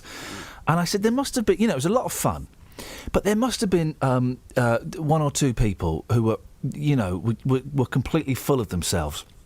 And without missing a beat, Dave went, yeah, I'll tell you, David flipping Cassidy. He was so far up his backside you wouldn't believe it. David Cassidy! Well, I've heard that from other people who've worked with him as well recently. I've also heard that, but just bear in mind, a number of ladies might be very upset by that, so just tone it down ever so slightly. I like David Cassidy. Could it be forever? Great or is my mind just rambling on? I don't think so, because you let me know, you let me feel like... He's tiny as well. Yeah. David Cassidy. Kels, can you Google or Catherine, can you find out how tall David Cassidy is, please, for my pop stars of the 70s height records? I'm going to say 5'6". I'm going to say 5'6". He wears heels. Let's just find out how tall David Cassidy is before we get onto this black shag. He's 1.73 metres. In English? In European? Come on, guys, old money. Old money. Interesting facts. No, I've not got his height in the interesting facts. Or just convert. Hang on. Okay. Hang on. From Rod Stewart to David Cassidy and Jane Fonda, the shag was the 1970s celebrity hairstyle of choice. I had one of those. However, beauty firm L'Oreal's efforts to revive the hairdo has seen its adverts condemned for a puerile use of language. Oh, come on, guys. We're more mature than that. L'Oreal's posters starring model Alice. I'm going to say it, Alice Delal, urge women to request a blonde or black shag at their hairdressers. However, flipping it, Justin. What's going on? This makes me absolutely puke. This makes me so angry. I'll tell you what this is. I think it's just gone politically correct. Advertising bosses have dismissed the word as puerile and silly. Well, at the end of the day, a haircut's a haircut. Well, actress Anne Theato, who's appeared in The Bill and EastEnders, said the adverts sexualise women as playthings. I think it's just gone politically correct. A shag is quick, a one-off, non-committal, she said, referring to the word's use as a slang term. 5'8". Tiny, isn't he? And I bet that's in heels. I bet he stood on tippy-toe the day he was measured for the internet. L'Oreal said the adverts were only intended for salons and clearly show a woman having a haircut. Oh, for crying out loud. Some people... It makes me want to puke, mate. Yeah. Makes me want to puke. Totally agree. Speaking of puking, Carpet Martin reminds us, do you remember when Martin McCutcheon was sick on Mick Hucknall's dreadlocks and he had to have a haircut? Do you remember that? No. I remember that. I It was remember great. that. Yeah, I remember that. It was quite a big story at the time. What Simply Red song do you quite like? Oh, I like A New Flame. Love that track. Yeah, I thought it was a tune. No. Something's Got Me Started. Fantastic I've asked the wrong record. person. Stars. No. For Your Babies. Not song. Oh, that's a horrible song. That's a great record. What song? Not what song do you love? What song do you quite like? Because they're a rubbish band, aren't they? Okay. What song do I quite like? Yeah. I would say... what was that? Money's Too Tight to Mention. I quite like that song. You like that song. You love all of the rest. Yes. Love Simply Red. Wow. Well, what's the problem? Yeah. Sean from Abbots Langley suggests Sad Old Red. Which Yeah. isn't just a description, it's an actual song. Why the hell not? Just what we're going to send you out on for the next hour. Shag? That's the question. No, because I worry that you might get us taken off the air. In the wrong hands, that could get us taken off the air. Oh, here's a thing. This is brilliant news. Where's my copy? Sorry. Here's a thing. This is really sad news. I'm so excited by this. The BBC's lost the Olympics. Well, the rights to show it. We've lost the Olympics. Why are you excited about that? Who had them last? ITV? What? What? Before the BBC? No, it's a joke. Nirvana. Okay. All right. You're approaching... So the Dalai Lama's asleep on the train. I woke him up and said, Your Holiness, I think we're approaching Nirvana. This is probably your stop. Yeah. Do you get that joke? Yes, boss. Can we move on from the tell joke? Me tell me what is A, funny, or B, clever about that joke? Yeah, whatever you say is funny. I've said earlier on, whatever you say is funny. What's Nirvana? Oh, boss, come on, let's not get into all this now. A US please. channel has snatched the Olympics from the BBC and won Yeah. exclusive rights to the sports extravaganza. But why are you excited about it? Because I flippin' hate the Olympics. But why? And 3 years ago, whenever it was, when we all had to pretend that we were excited. Oh, it was so boring. Well, no, to be fair, beforehand, I was locked out of hotels in London, which I was staying in because of the Olympics. That was an absolute nightmare. Locked out? What do you mean locked out of a hotel you were staying in? I was staying in a hotel in London, Yeah. and then that afternoon, suddenly security turned up, and some members of the Olympic Committee were staying there. So they said to me, "Okay, I know you've been here for a night, but you need your passport to get back in the hotel." I said, "I was here last night." Well, didn't you get the email? No, I didn't. So I was locked out of my own hotel because of the Olympics Committee. I was furious. I said, I'm having nothing to do with the Olympics. Yeah. This is an absolute disgrace. Yeah. But when it came along, Yeah. I have to say, I got caught up. I thought it was absolutely brilliant. It's going to be on the Discovery Channel. What? It's going to be... The Discovery Channel's spent £920 million on the Olympics from 2022, meaning the BBC will no longer be home to the Olympics. I say thank goodness for that.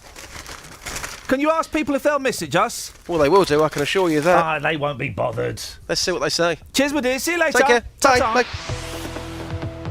Travel news for beds, cards, and bugs. BBC Three Counties Radio.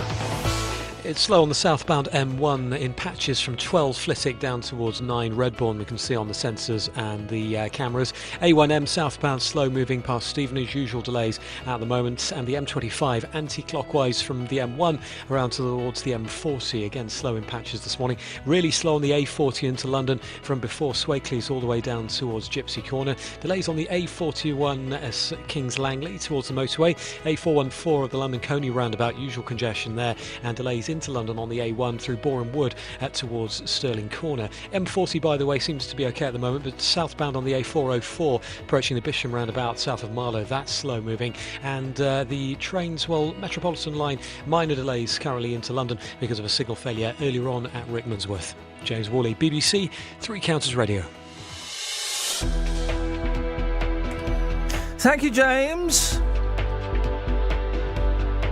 7:46, Tuesday the 30th of June. I'm Iain Lee. These are your headlines on BBC Three Counties Radio. 4 British holidaymakers who were seriously injured in the terrorist attack at a beach resort in Tunisia have returned home on an RAF plane.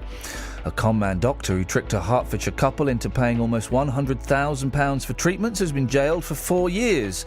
And St Albans District Council has lost its court bid to appeal against the government's decision to back a controversial rail freight terminal at Park Street.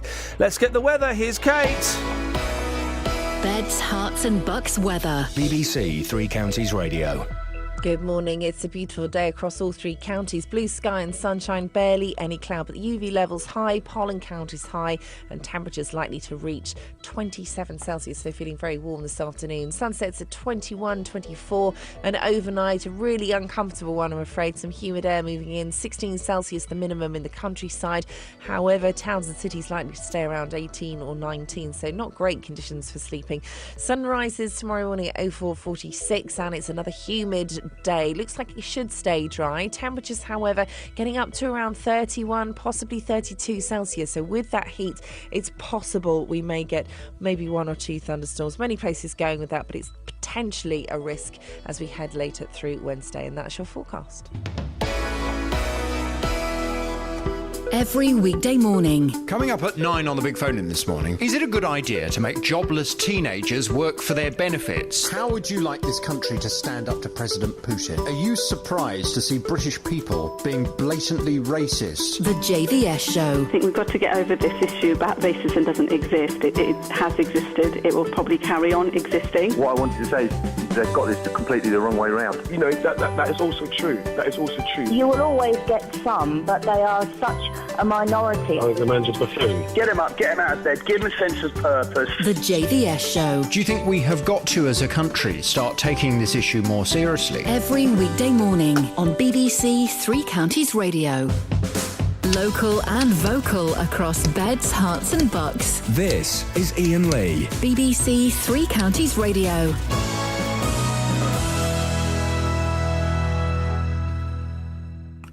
A woman from Garston was so impressed with the care she received at Watford General Hospital that she decided to set up a Facebook page praising the staff. Maggie Smith from Garston near Watford is behind it and joins me now. Morning, Maggie. Good morning. How long were you in hospital? What were you in for? Over the last, I've been in so many times, I should have a pass, but the last time I was in was about a week ago. What's wrong with you, love? I've got multiple sclerosis. Okay, yeah. And I've got a lot of other, I've got problems with my knee, with swelling. Yeah. And this was the last time I was in, was about a week ago. And I bet this heat don't help it, does it? No, it doesn't, no. So you've been in there, for quite a few times, and 6 weeks you spent in there at one point, didn't you? Yeah, I did. It was probably about 3.5 years ago. I spent 6 weeks on Cassio ward in Watford. Right. And I was because I was there for so long, I saw everything that went on, and I thought it was absolutely marvellous. Tell us what was so good. What did you see there that brightened your day? Basically, on the actual ward, the staff there was so brilliant. And I actually witnessed, obviously, people passing away over that time. And when they actually passed away, one of the gentlemen who was due to come up and see his wife, obviously, because she was that ill, and basically he got there too late. And I'd seen everything that had happened. And I just said to him, they treated her like it was their own family member. Some of them were crying, and it really comforted the man. He sat at the end of my bed, and he said that makes a world of difference to him, knowing that she was cared for before he got there. So you've set up a Facebook page, haven't you? I did recently, because I like Facebook, and I actually it's good, decided. because everybody moans about Watford General Hospital in the papers everywhere, but people don't see the other side, the cleanliness as well, people moan about. But I met cleaners in there that absolutely made the place, and they actually took a pride in their work. And it's just the nurses and, everybody that's in there. They work so hard. And, of course, it's always them that gets the blame. And, imagine to be every time you think everything's so negative about being in that profession. Yeah, it is very easy to attack hospitals, isn't it? And it would quite often seem that the finger is pointed at the wrong people, because my mum's got MS, and I've spent quite a bit of time in the hospital with her. Yeah. And generally the nurses, there's one or two exceptions in every job, but generally the nurses in the hospitals that she goes to are spot on and brilliant, and they don't earn a lot of money, do they?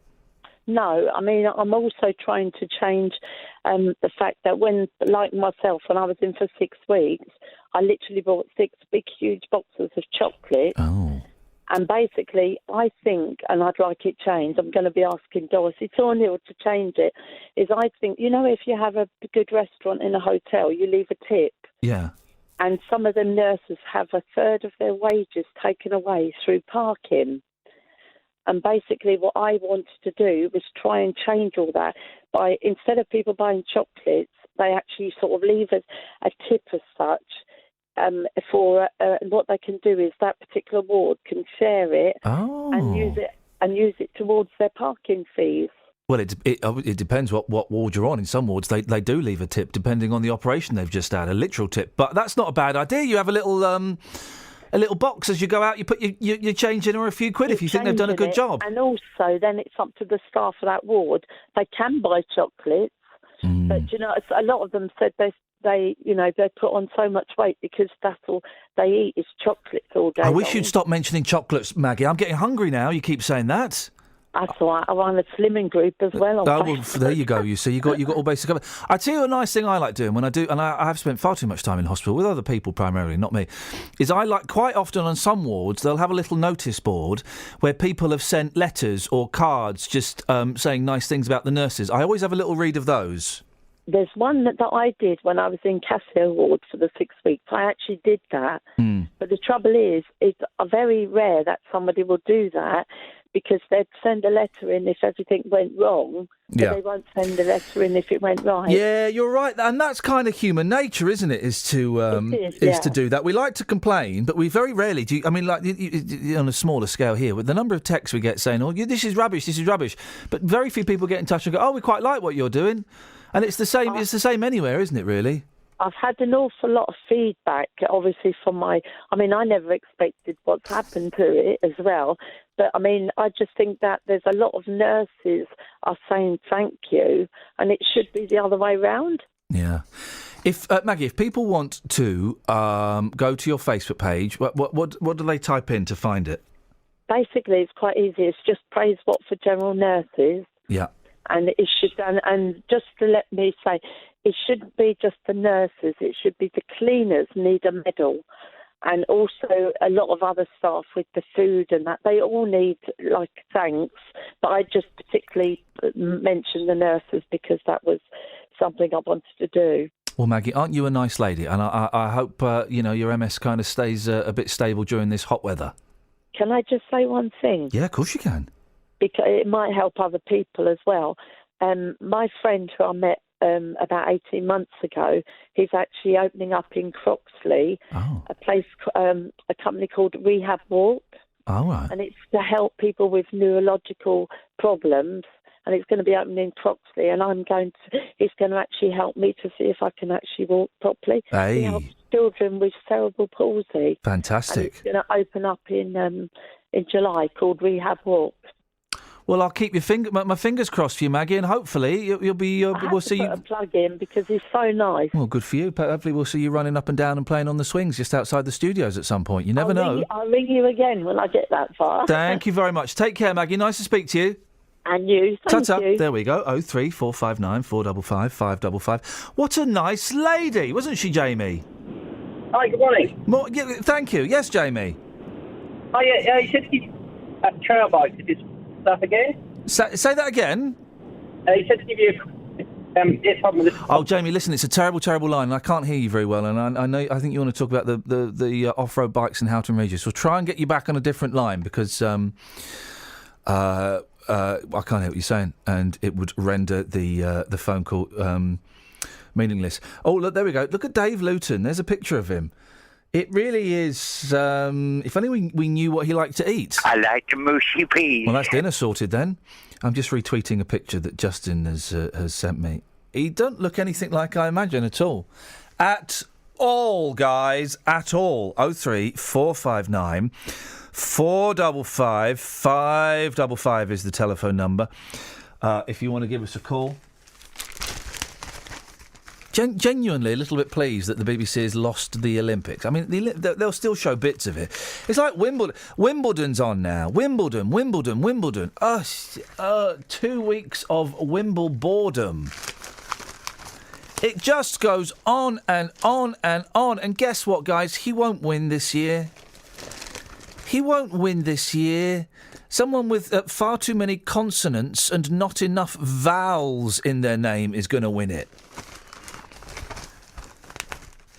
And now it's time for a look at the unsung heroes of Wimbledon, the ball boys and... No, they get sung all the flipping time, the ball boys and ball girls. They're always being sung. They're sung too much. I don't think they work hard enough, those ball boys and ball girls. I want to see them fainting in the heat.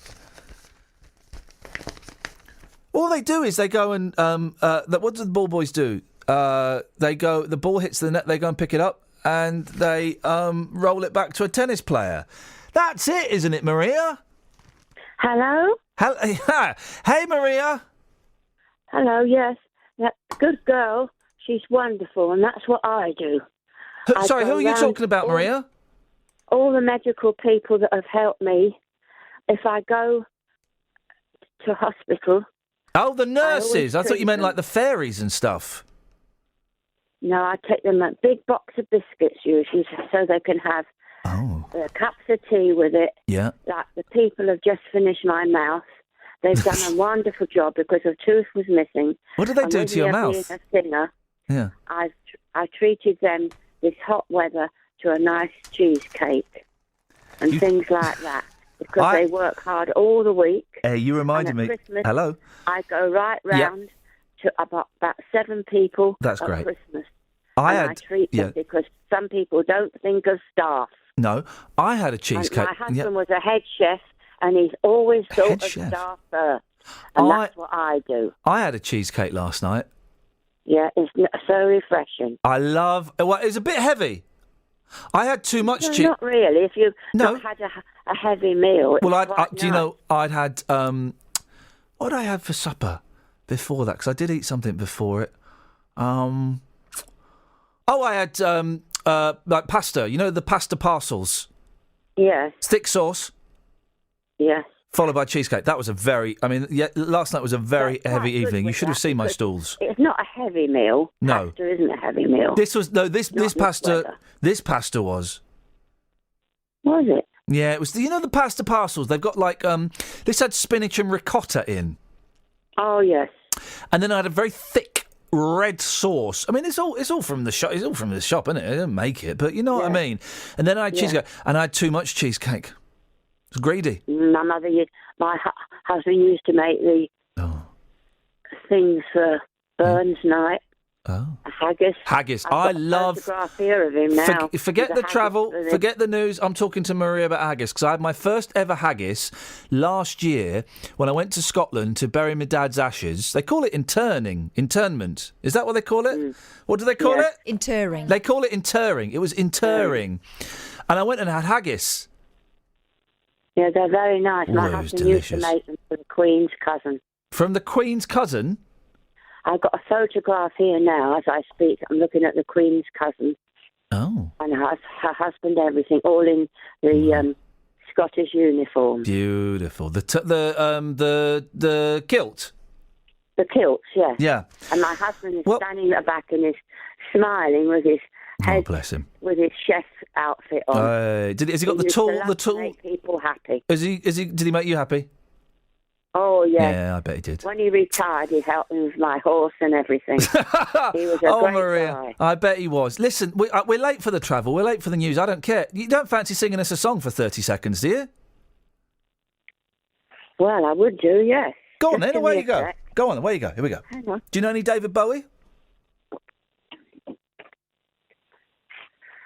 Ave Maria, gratia plena. Will that do? That'll do, lovely. Who's that crying in the background? It's my dog. He sings with me sometimes. Oh, Maria, I have to go, but God bless you and your dog. Okay, Travel bye. news Ta-ta. for beds, cards and bugs. BBC Three Counties Radio.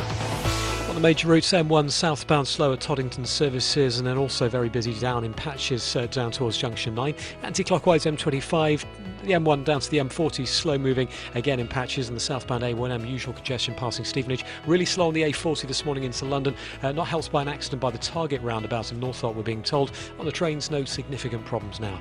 James Worley, BBC Three Counties Radio.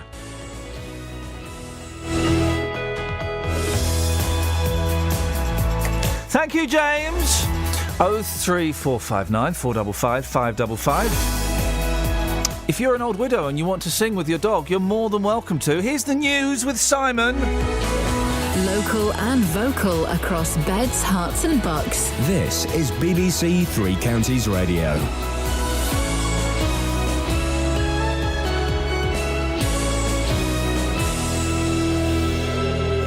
It's 8 o'clock. The headlines: injured holidaymakers flown home from Tunisia, conman doctor jailed for tricking Hertfordshire couple, and man dies in Dunstable minutes after being robbed. BBC Three Counties Radio. 4 British holidaymakers who were seriously injured in the terrorist attack at a beach resort in Tunisia have returned home on an RAF plane. They are believed to include John Metcalfe from Hazelmere in Buckinghamshire and Gina Van Dort from Watford, whose husband Chris Dyer is among those feared dead. From Seuss, Mark Lowen. The process of repatriating the wounded and identifying those killed is continuing, as is the investigation into who might have helped Seyfeddin Rezgi carry out his attack. Yesterday, the Tunisian authorities said they'd arrested a significant number of people linked to the gunman, but didn't specify what role they may have played. The BBC spoke to the attacker's father outside his home, who said he still couldn't understand how his mild-mannered son had carried out such an act, and that there was no sign of a recent change in his nature. An RAF plane has now evacuated some injured British nationals, with more due to depart today. They leave in their wake a country still stunned and fearful that terror could strike again. A conman doctor who tricked a Hertfordshire couple into paying almost £100,000 for treatments has been jailed for 4 years. Joseph Valadakis claimed to have worked with the Queen and a number of high-profile celebrities and persuaded Philip and Emma Randerson from Hertford to pay £97,000. Anne Evans was the prosecutor at St Albans Crown Court. One of his claims was that he was working for the government undercover as MI5. So he just kept repeating government data when you put to him something that he didn't like. St Albans District Council has lost its court bid to appeal against the government's decision to grant planning permission for a controversial rail freight terminal at Park Street. Lord Justice Sullivan told them they had no real prospect of success. St Albans Council say they're taking more legal advice before deciding their next step. Police say a man who died after his car hit a wall in Dunstable yesterday had been robbed minutes beforehand. They're trying to identify 2 women who carried out the theft. More from Tony Fisher. The man had been walking along Albion Street with his partner shortly before midday when they were approached by the women who asked directions before stealing the money. Shortly afterwards, the man's car hit a wall on Edward Street and he was pronounced dead at the scene. Detectives say they're keeping an open mind as to whether the 2 incidents are connected. The offenders are described as Asian, in their 20s or 30s, and were both wearing light-coloured long tops with blue patterns. Police in Milton Keynes have spent the night negotiating with the man on the roof of a house in Downs Barn. The 47-year-old was arrested for public order offences just before 6 o'clock this morning. Thames Valley Police say he was unarmed and there was nobody else in the building at the time. In sport, Andy Murray begins his Wimbledon campaign later today against Mikhail Kukushkin of Kazakhstan. And new Watford head coach Quique Sanchez-Flores will give his first press conference this afternoon. The weather, hot and sunny, a maximum temperature 27 degrees Celsius. And you can get the latest news and sport online at bbc.co.uk/3 counties. Thank you, Simon. Morning, guys. Iain Lee, BBC Three Counties Radio.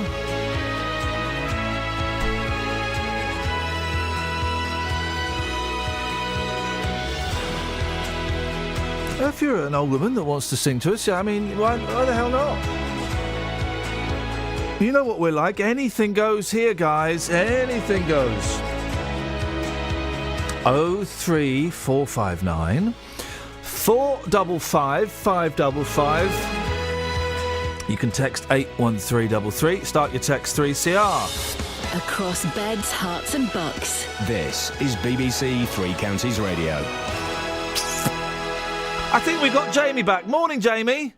Morning. We can hear me okay now? We can hear your voice. Go on. I know you had a good point you wanted to make, so I wanted to make sure we could hear it. What have you got for us?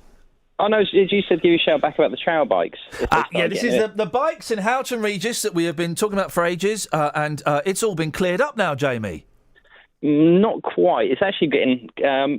So obviously, so sunny weather's out. They all want to come and play, and they're literally turning up with trucks at the end of the road, full of trail bikes, and dropping them off to go racing around the fields and the street. I'm laughing because that's. I mean, there's taking the biscuit, and then there's taking the what's it.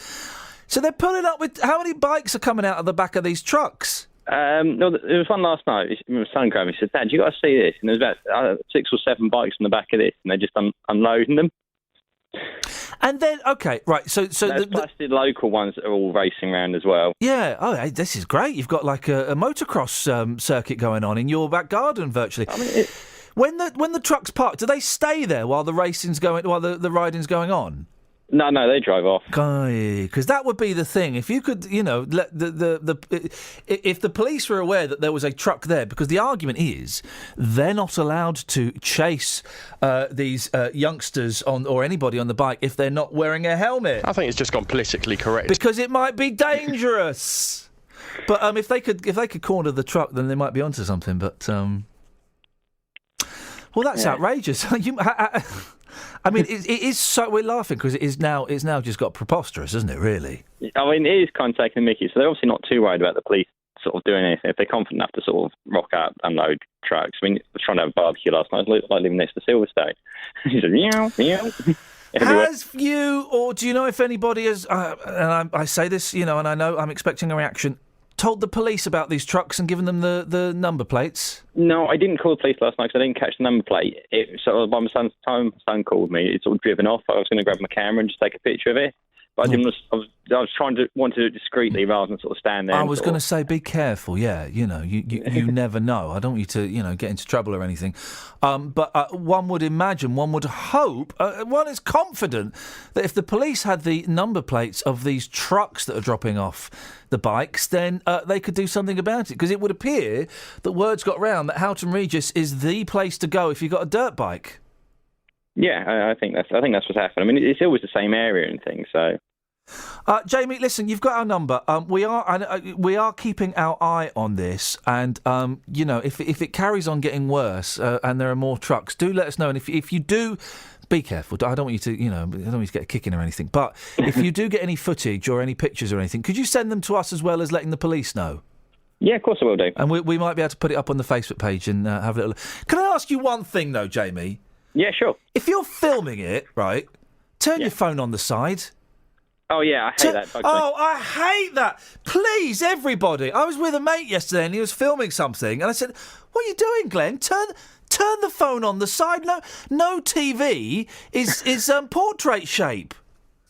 Thank you, Jamie. I know you sound like a sensible chap, and I'm sorry to tell you how to suck eggs, but I'm glad you get the point. Jamie, listen, we'll speak soon. 03459 455. I hate it, Catherine. It does my head in. Turn the phone on the side. And we often, the BBC often show footage, of what's been going on, because people film it on their phones. They send it to the BBC. But then it's all filmed in portrait, which means it's long and thin. It's supposed to be fat and wide. And they have to put like a misty version of it on the outside to fill the screen. What shape is the cinema screen, guys? Yeah?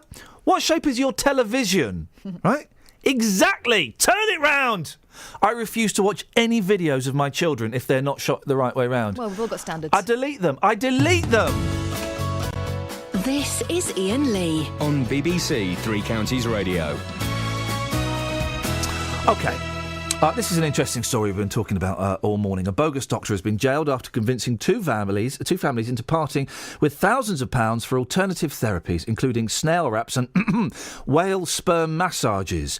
Joseph Valadakis, who worked as Joseph Hoffman, told one of his victims he had cancer, but that he shouldn't seek a second opinion as it might make things worse. Well, his patients trusted his word to the tune of around £160,000. It really is quite incredible.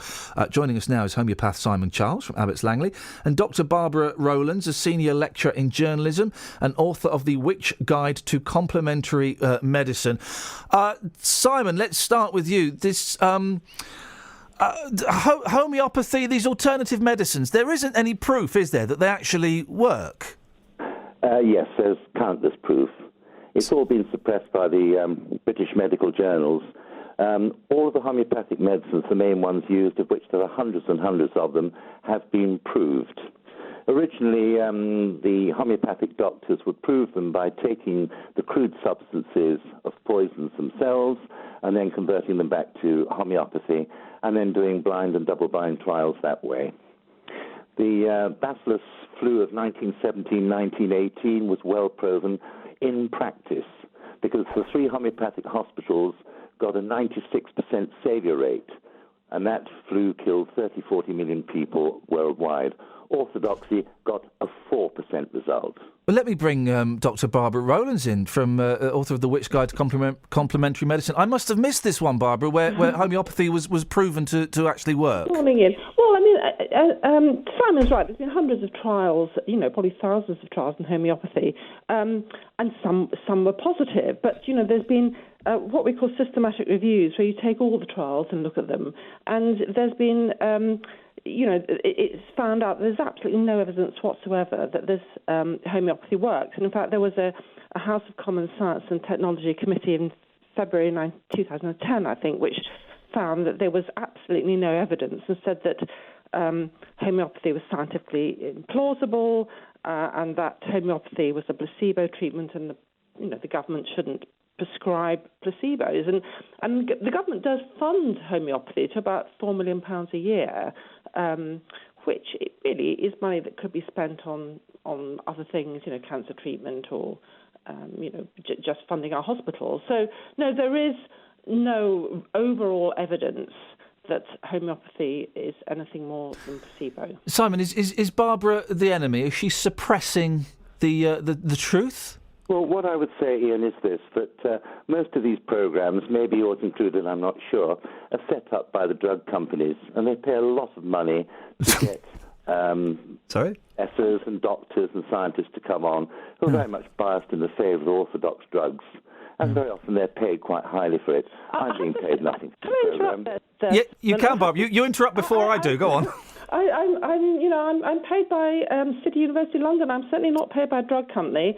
What I'm saying now, I've really got by research, by looking at all the scientific evidence that scientists, produce, and who are those scientists? Committee, Who are the scientists employed by? They're employed by the drug companies usually. The drug companies are desperate. They want 100% of the so-called business for themselves. They don't want little people like me. I'm not even a businessman. I'm a practitioner. It's different. I'm about trying to heal the public. And the fact is, I get about a 70% result in everything I do in a broad range of conditions I treat. And I like to sleep with a good conscience at night. And I want my soul to go to a nice place at the end of the day. And are you suggesting that Barbara's won't?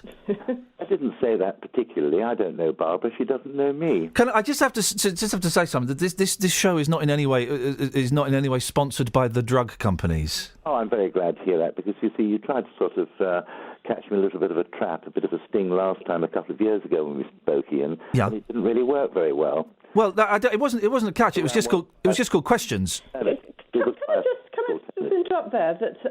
Sorry to interrupt you, but Simon's right in as much as homeopathy does work. But if you look at what, for a lot of people, obviously not for everybody, if you look at what homeopathy contains, it contains nothing. You know, it's so dilute. There's not one molecule of the original, what they call mother tincture, left. You're drinking water. Or a sugar pill. Now, what is very, very, very powerful is the placebo response, and that does have, it's been shown to have physical, physical changes take part in the body. It affects your blood pressure, it affects your heart rate, it affects, painkillers in your, brain chemicals. So there is an element, and if you go along to a homeopath like Simon, you have his full attention on you. And that's very, very powerful. But there is absolutely nothing in homeopathic remedy. So it's absolutely beyond the realms of science that it actually can work. But yet there is isn't there? You mentioned the government, Barbara, invests £4 million a year. There is a homeopathic hospital, isn't there, in London, or at least a department of a hospital? It's the Royal London Hospital for Integrated Medicine. It changed its name. Right. There are units in Bristol and Liverpool, and that is funded by NHS money. And Tunbridge Wells and Glasgow as well. Pardon?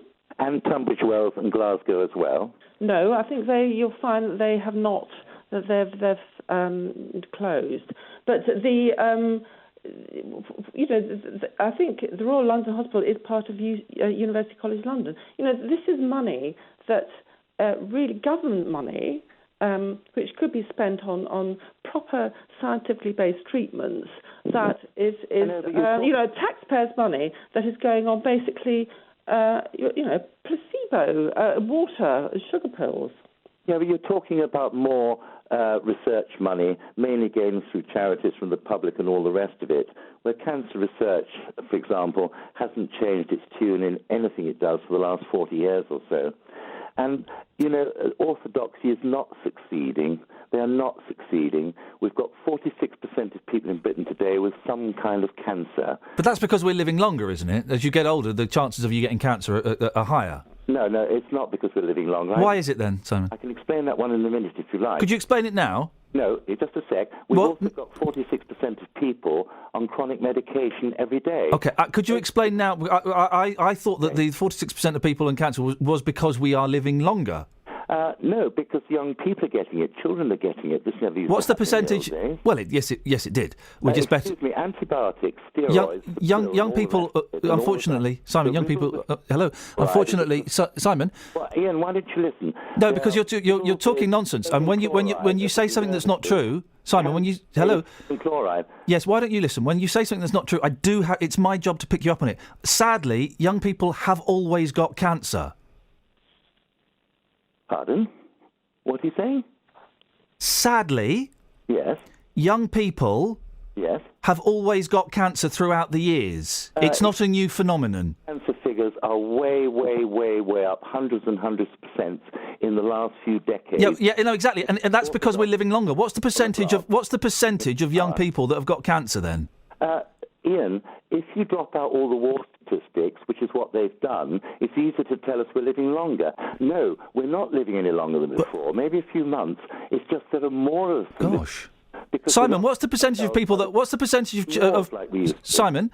That more of us have got cancer, according to you.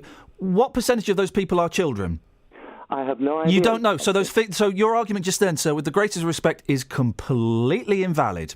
Well, what about the person... No. That was your argument, and it bears no scrutiny. Barbara, are there any of these alternative remedies that work, Barbara? Well, not really, no. I mean, I think I'm quite a fan of the softer therapies like massage, aromatherapy, reflexology. I mean, they're all very nice and they support you if you're going through treatment, just help you relax. So I don't think there's anything magic about them. There has been, I think the jury's a little bit out on acupuncture, which might be very, good for certain kinds of pain. But for the rest, particularly the ones that work on these strange kind of philosophies, where you have meridian lines coursing through the body and chakras, which are holes, where power goes in and out and all that. There's absolutely no evidence whatsoever that they work above and beyond placebo, and they do work by placebo, I think. Here's a question, Barbara, and I'm sure Simon will raise this, and I've heard this before when we've discussed homeopathy, and it's Lorraine's just posted it on Twitter. Yeah. If it's a placebo effect, how does it work on dogs? Well, I mean, I think a lot of this is the owner. If you believe in homeopathy, you wouldn't be taking your dog along to homeopath unless you believed it. So there's that element. You want a positive outcome, and animals themselves aren't stupid. I mean, if you go to, they know they're having attention on them, and they know when things bad are happening. If you pack a suitcase for holiday, your dog knows you're going away and probably will either sit in it or look miserable. So they kind of know when they're having the full focus of attention on them. But there have been studies, and there was one particular study on mastitis, which is an infection of cow's udders, and it was a big, big study, which the homeopath was very positive. But when you actually looked into it, there was no difference between the cows that were treated with homeopathy and the cows that were treated with the kind of normal veterinary medicine. And so, the placebo response sort of can work, but it's very short-lived usually.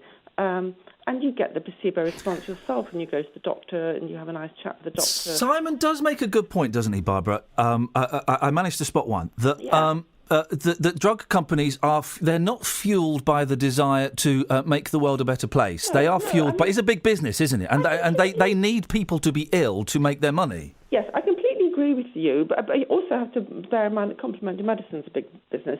I mean, drug companies have behaved rather badly in the past couple of decades, and there's lots of adverse effects of drugs that actually do kill, and kill in large numbers. But 50% of the drugs that are made by drug companies do actually work. You've got anaesthetics, you've got blood-thinning tablets, many antibiotics work. Though obviously there needs to be lots of research because some of them aren't working now. You've got cardiac and heart and thyroid drugs. So, and chemotherapy. But the problem with drugs is that they're treating killer diseases, like cancer, like diabetes. You'd be dead if you didn't have diabetic drugs. And, with those, you do get side effects. And that's true, Simon. My mum had cancer last year. She went and had chemo. Guess what? She's not got cancer anymore. So the drugs do work. Well, I'm very pleased about that. Thank you. It does work about 20% of the time. But for how long? That's the point. The way to sell a sales product is, like a drug product, is to create the need for it. So the drugs are not actually designed to cure people at all. They're designed to maintain people. Two kinds of maintenance. One is to maintain a guarantee that the disease stays alive in the body underneath the drug, while maintenance suppresses through toxicity the symptoms. So my mum's got invisible cancer that will come back? Well, the fact is, you see, they do a 5-year statistic. Oh, gosh. Statistic. After 12 years... Don't tell her. The people left who were treated 12 years before. Can I just come in there? I mean, of course you can, Barbara. That might be true. You might have... Your mum might be on a cancer drug. The cancer might come back. Yeah. It might not. But... even if it does, your mother's got more years of life. The thing with homeopathy, and what's dangerous about homeopathy, is that essentially you'd say, well, it's complete, there's nothing in it, therefore it's harmless. But you do get homeopaths, I'm not in any way saying Simon is like this, who will prescribe homeopathy for serious diseases. And homeopaths are well known to be against immunisation. You've had homeopath studies which showed that homeopaths have suggested travellers take homeopathy instead of malaria pills. And some can I just chip in there? Yeah. Malaria is the orthodoxy's biggest failure of all time in treatment. Biggest failure of all time. How successful is homeopathy with malaria?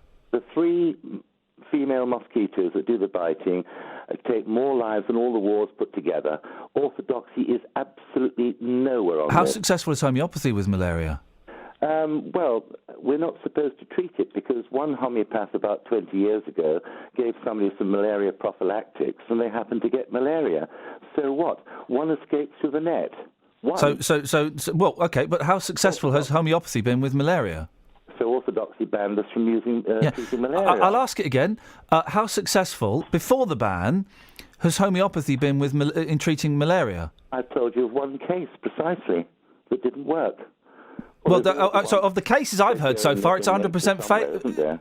Yes, of the cases I've heard so far, Simon, it's 100% failure. I'll ask you a fifth time. What's a failure? 100% failure. That person what died? Yeah. Up until that point, that was Samuel Hahnemann, who invented homeopathy. That was his biggest success of all time, with a 96% success rate. Right. This is what I'm asking, Simon. Cholera epidemic. Hello. This is what I'm asking. Up until that point, what was the success rate for homeopathy in terms of dealing with malaria? I've told you 96% as far as I know. Thank you very much indeed. And it's interesting as well, isn't it? Because the drug companies, they do make a lot of money. Of course they do.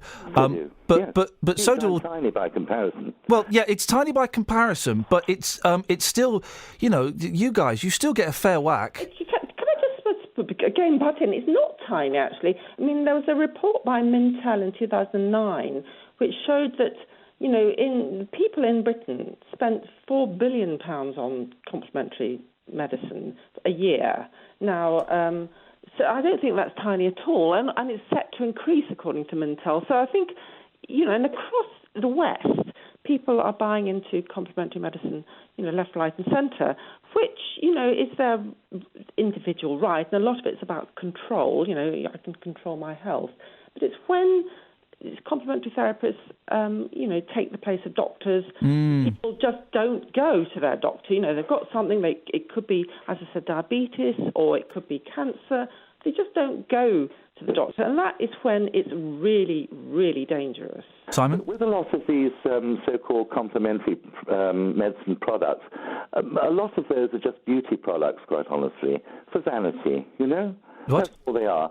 But can I get back to another subject about what is in homeopathy? Yeah, go on. If you start with the X or the D potency, which is 1 in 10 homeopathically... Don't give us too many numbers. Parts, that is 1 part to 9 parts water. Yep. So there is substance in it. So get this out of your heads once and for all time. It does have substance in. We then take the potency... Can I just say something? You very carefully and very cleverly sidestepped the point about... Alternative medicines do make... compared to what the drug companies No, but it doesn't matter whether it's nothing compared. No, the comparison is irrelevant. Alternative medicines do get a fair chunk of money, don't you? People make money from it. It's a business. Companies have been fined over $5 million, a couple of them in recent times. OK, but it's a business. It is a business. That's more than all the alternative medicines make put together. Yeah, but it's a bit... And we had this out last time 2 years ago. I know, and it's great to have you back and have it out again. And we'll do it again if you want, because I enjoy talking to you. But it is a business. Let me talk then. Well, because you're ignoring the question. It is a business. People pay in their tax for the NHS, which has been ailing since the days of... But alternative medicine is a business. Well, it is for some people. I'm a practitioner. Right. I'm not a well-off man. No, but it is a business. Still having to work, and I've got a mortgage, so I'm 81. Well, I'm sorry to hear that. But the doctors, they don't do that. No, that sounds like jealousy. But it is a business. I'm too evolved to be a jealous man. Oh, I do like talking to you, Simon. Simon, listen, we'll get you back again if you fancy it. Yes, okay. Thank you very much indeed. I've got to move on because I've already missed one news bulletin and I daren't miss another. The last voice you heard there was homeopath Simon Charles from Abbots Langley and Dr. Barbara Rowlands, a senior lecturer in journalism and also the author of The Witch Guide to Complementary Medicine and one of the politest ladies I've ever been involved in a debate with. Can I just butt in here and say, of course you can, Barbara. Thank you for that. Well, both excellent guests. We'll get you back on again at some point if you fancy it. 03459 455 555 is the telephone number. It's BBC Three Counties Radio. Let's get the travel. Travel news for beds, cards and bugs. BBC Three Counties Radio. It's in, well, really slow into Bedford this morning. The A6 is slow moving heading in from the north. That's because of the roadworks on Paula Radcliffe Way, the bypass works, of course. Also really slow heading in on the Bromham Road from the Bridge End side into Bedford. A6 is also slow through Clop Hill. Delays towards Milton Keynes are spotted on the sensors from Churchill on the A509 all the way down towards the M1 and then into MK. M1 itself southbound fairly busy in patches south of Milton Keynes towards Flitwick, and then it's very heavy towards Junction 10 Luton. Anti-clockwise M25 slow from 19 towards 16. That's down to the M40, of course. A40 very slow moving into London this morning, not helped by an accident by the Target roundabout in Northolt. A1M southbound, by the way, at Stevenage, usual congestion there, and a check on the trains reveals no problems currently. James Wally, BBC Three Counties Radio. Across beds, hearts and bugs. This is BBC Three Counties Radio.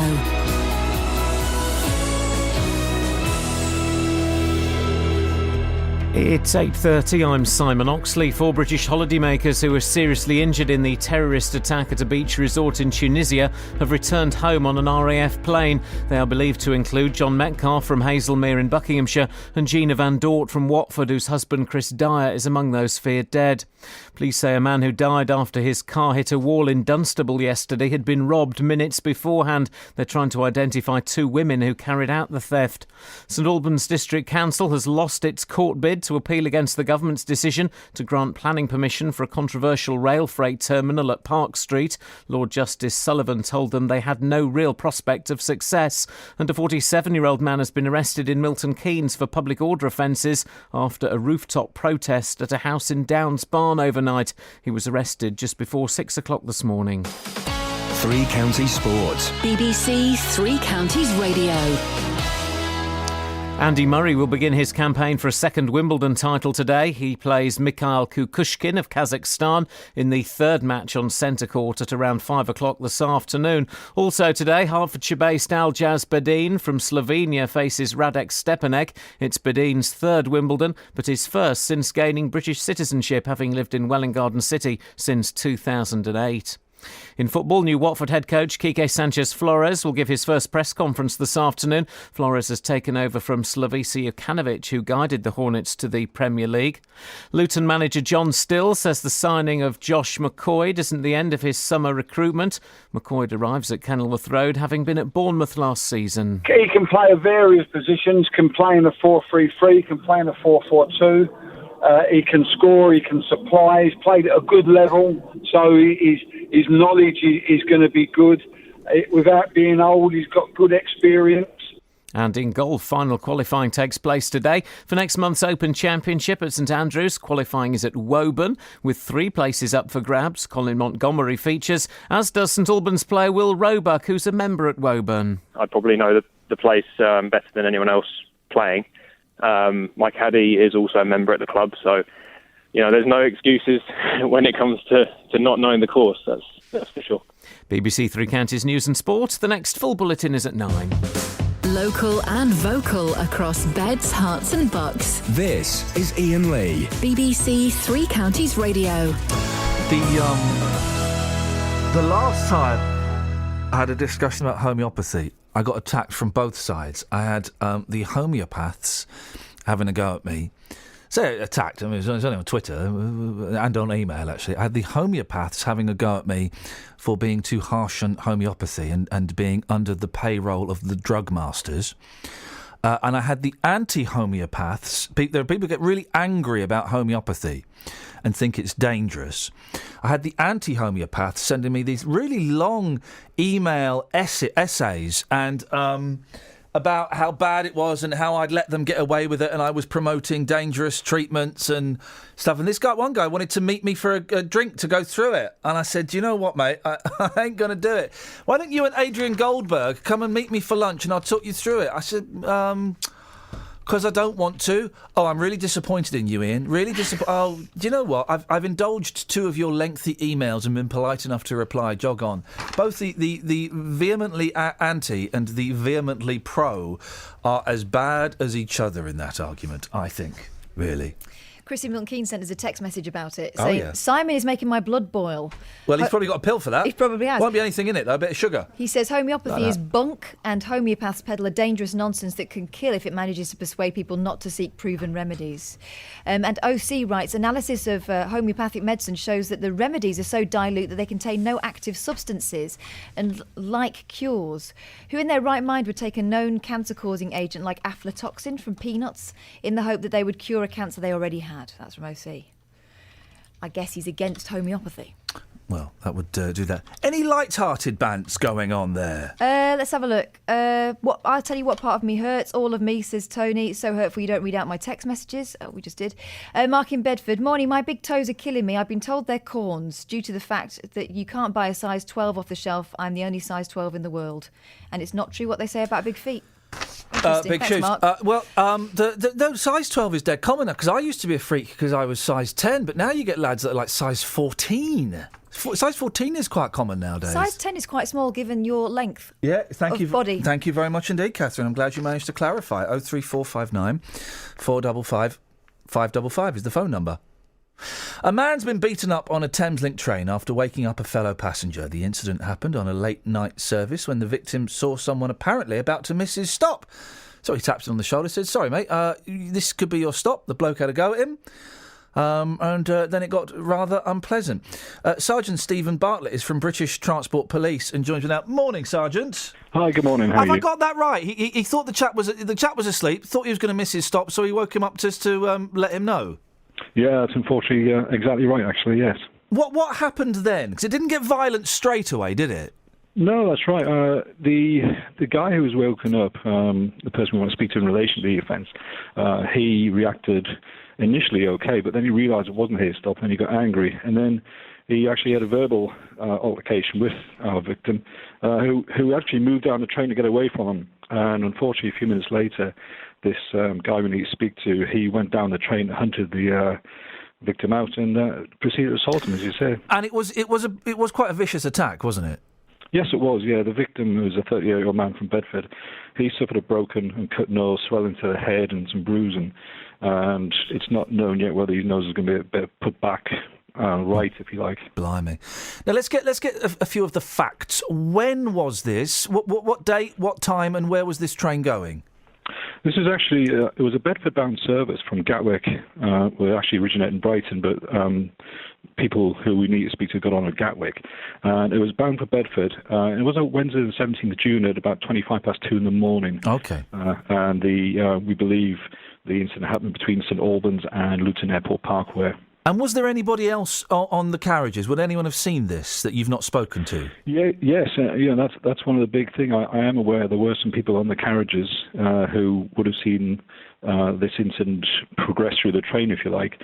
And indeed, on the carriage in question, there's 3 or 4 people there who, if they haven't come forward, we'd really encourage them to come forward and try and speak to us. And that's what we're appealing for help. And I would imagine, and correct me if I'm wrong, this isn't a judgment call on those people for not getting involved. They're not in trouble. It's kind of a natural human reaction, bizarrely, not to step in when something like this is happening. You just want to speak to them and find out what they saw. Well, that's right. We're appealing for witnesses to anything that anybody did see. Thankfully, incidents like this are very rare.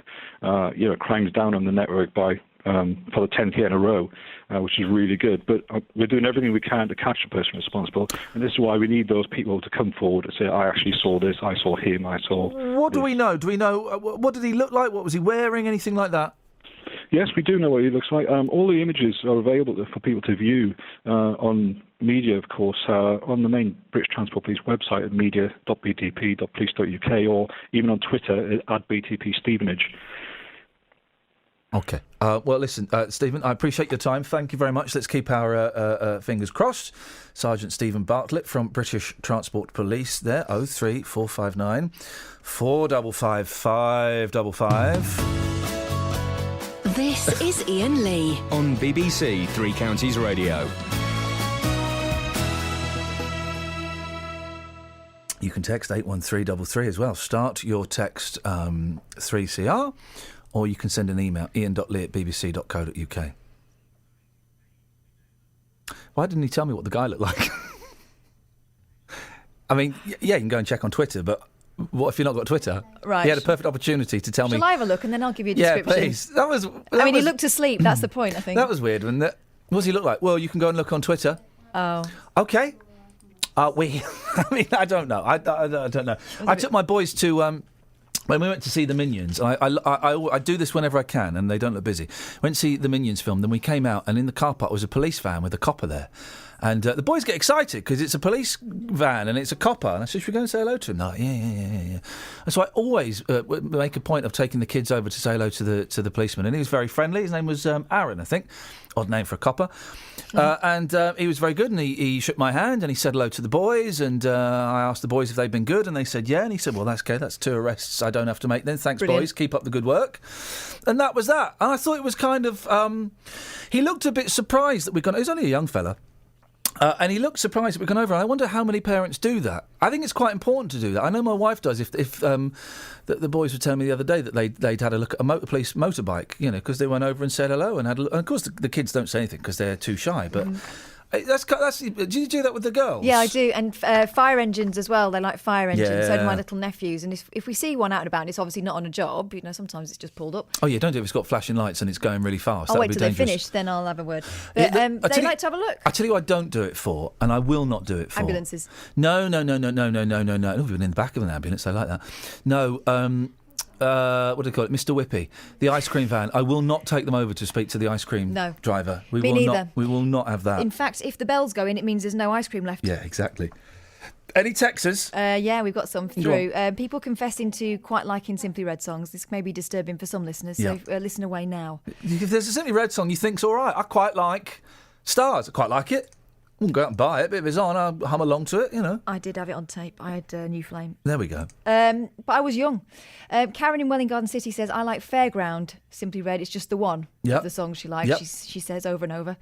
And we also had... Helen is not very happy about tennis. Tennis is now going to take over the TV. What a load of rubbish. More In like it? Wimbledon. In it, I think I did that joke earlier. Well, Helen liked it so much she recycled it. Okay, it is just absolute rubbish, isn't it? I mean, it's Dullsville. I don't get sport. No, I mean, Well, we sent JD out. We'll speak to him in a bit to discuss the fact that the BBC have lost the Olympics. Sing hosannas from 2022 or something like that. Yeah. I'll probably be dead by then.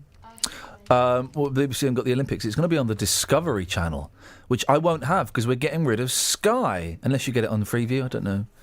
I need to work out if I've still got an aerial on my roof that I can plug my television into. There's a hole in the wall, so I just need the cable, isn't it? Go on, you got something you're going to say? I've got a picture of the fella on the train. Oh, yeah, go on. He looks a bit like someone from E17. Okay. But a nondescript, one of the roofers from the back of E17. Oh, yeah. So he looks he's a white man, I would say probably late teens, early 20s, slim. He was wearing a hooded top and a polo shirt done right up and a distinctive baseball cap in camouflage with the insignia fresh. Oh, the thing I don't like about the media is you never say if it's a white guy that's done a criminal. You'll always say if it's a black... sorry, what colour did you say it was? He's a white fella. Okay, sorry, I do apologise. I misheard there. Speaking of E17, they were in the papers yesterday because they played a gig. I think it was in Dublin, but I might be wrong. And only 30 people turned up. Well, I was disappointed because, big friends with Tony Mortimer from E17 on I Am. I Am too on Twitter. No, well, I'm actually a friend of his. We hang out all the time. And I've been to see E17 in concert with Tony Mortimer. It was a bit of fun, mate. It was a bit of fun. No Brian Harvey. He was too busy reversing his car over himself, of all people. But then they did a gig in Ireland, last week. You know what the mistake was? What? That was boys' own territory. Exactly. Well, they only 30 people turned up. But then you read it, and Tony Mortimer wasn't in it. It was the two builders. It was the builder, the painter and the decorator, and the new guy, who's from Slough. And that was it. Well, that's not really E17, is it? That's 19 and a bit. That's John... I'm going to say Terry. Yes, you're right. Yeah, I am right, aren't I? And the other fella who's new boy. Very, very buff, but he's not E17, One of those guys is going to put their differences aside and sort that nonsense out. 03459 455 555 is the telephone number if you want to give us a call. We'll speak to Dealey in a bit. Let's get the Trav first. Travel news for beds, cards and bugs. BBC Three Counties Radio. And still very busy on the M25, anti-clockwise, slow from 19 down towards 16 towards the M40.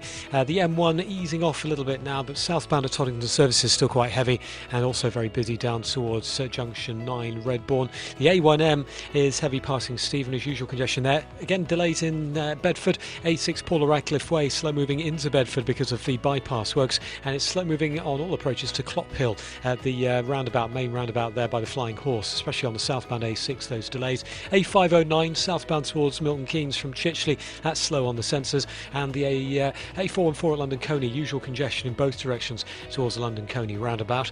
Moving on to trains, generally good service, no reported problems across the three counties. James Worley, BBC Three Counties Radio. James, thank you very much.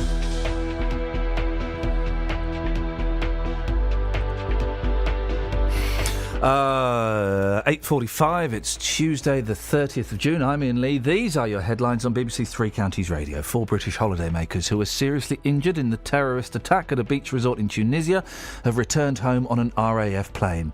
Police say a man who died after his car hit a wall in Dunstable yesterday had been robbed minutes beforehand. And a con-man doctor who tricked a Hertfordshire couple into paying almost £100,000 for treatments has been jailed for 4 years. Let's get the weather. Here's Kate. Beds, Herts and Bucks weather. BBC Three Counties Radio. The temperature outside at the moment ranging between 17 and 19 Celsius already, so that sets the scene at just how warm it's going to get today. Blue sky and sunshine, wall-to-wall sunshine actually. UV levels very high and also the pollen count very high, but we're looking at a maximum temperature of 27 Celsius. Sunsets 21, 24. It's going to be a very uncomfortable, humid, muggy night. Minimum down to 16 in the countryside, more like 18, 19 in towns and cities. Sunrise is at 04:46 tomorrow morning, and it is going to be another very hot, humid day. Staying dry in the most part. Temperatures, though, rising to around 31 Celsius tomorrow afternoon, so very warm, very hot, but that in turn could spark off a potential thunderstorm. Many places going with that, but there is the potential there. We do run the risk. That's your forecast.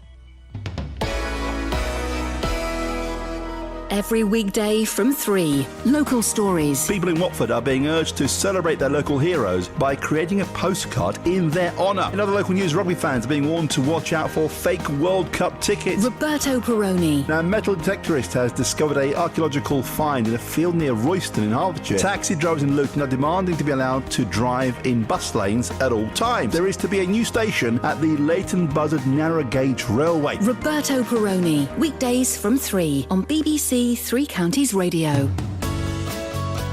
This is Iain Lee on BBC Three Counties Radio. 03459 455 555. Ladies and gentlemen, and this is David Luton. Good morning, David. Good morning, boss. There are pictures of you floating around the internet. Let's put those ones to one side and focus on the ones that are taken with you with Justin Dealey. Yeah. Yeah. And you look like harassment. What? After harassment. Did you harass Justin Dealey?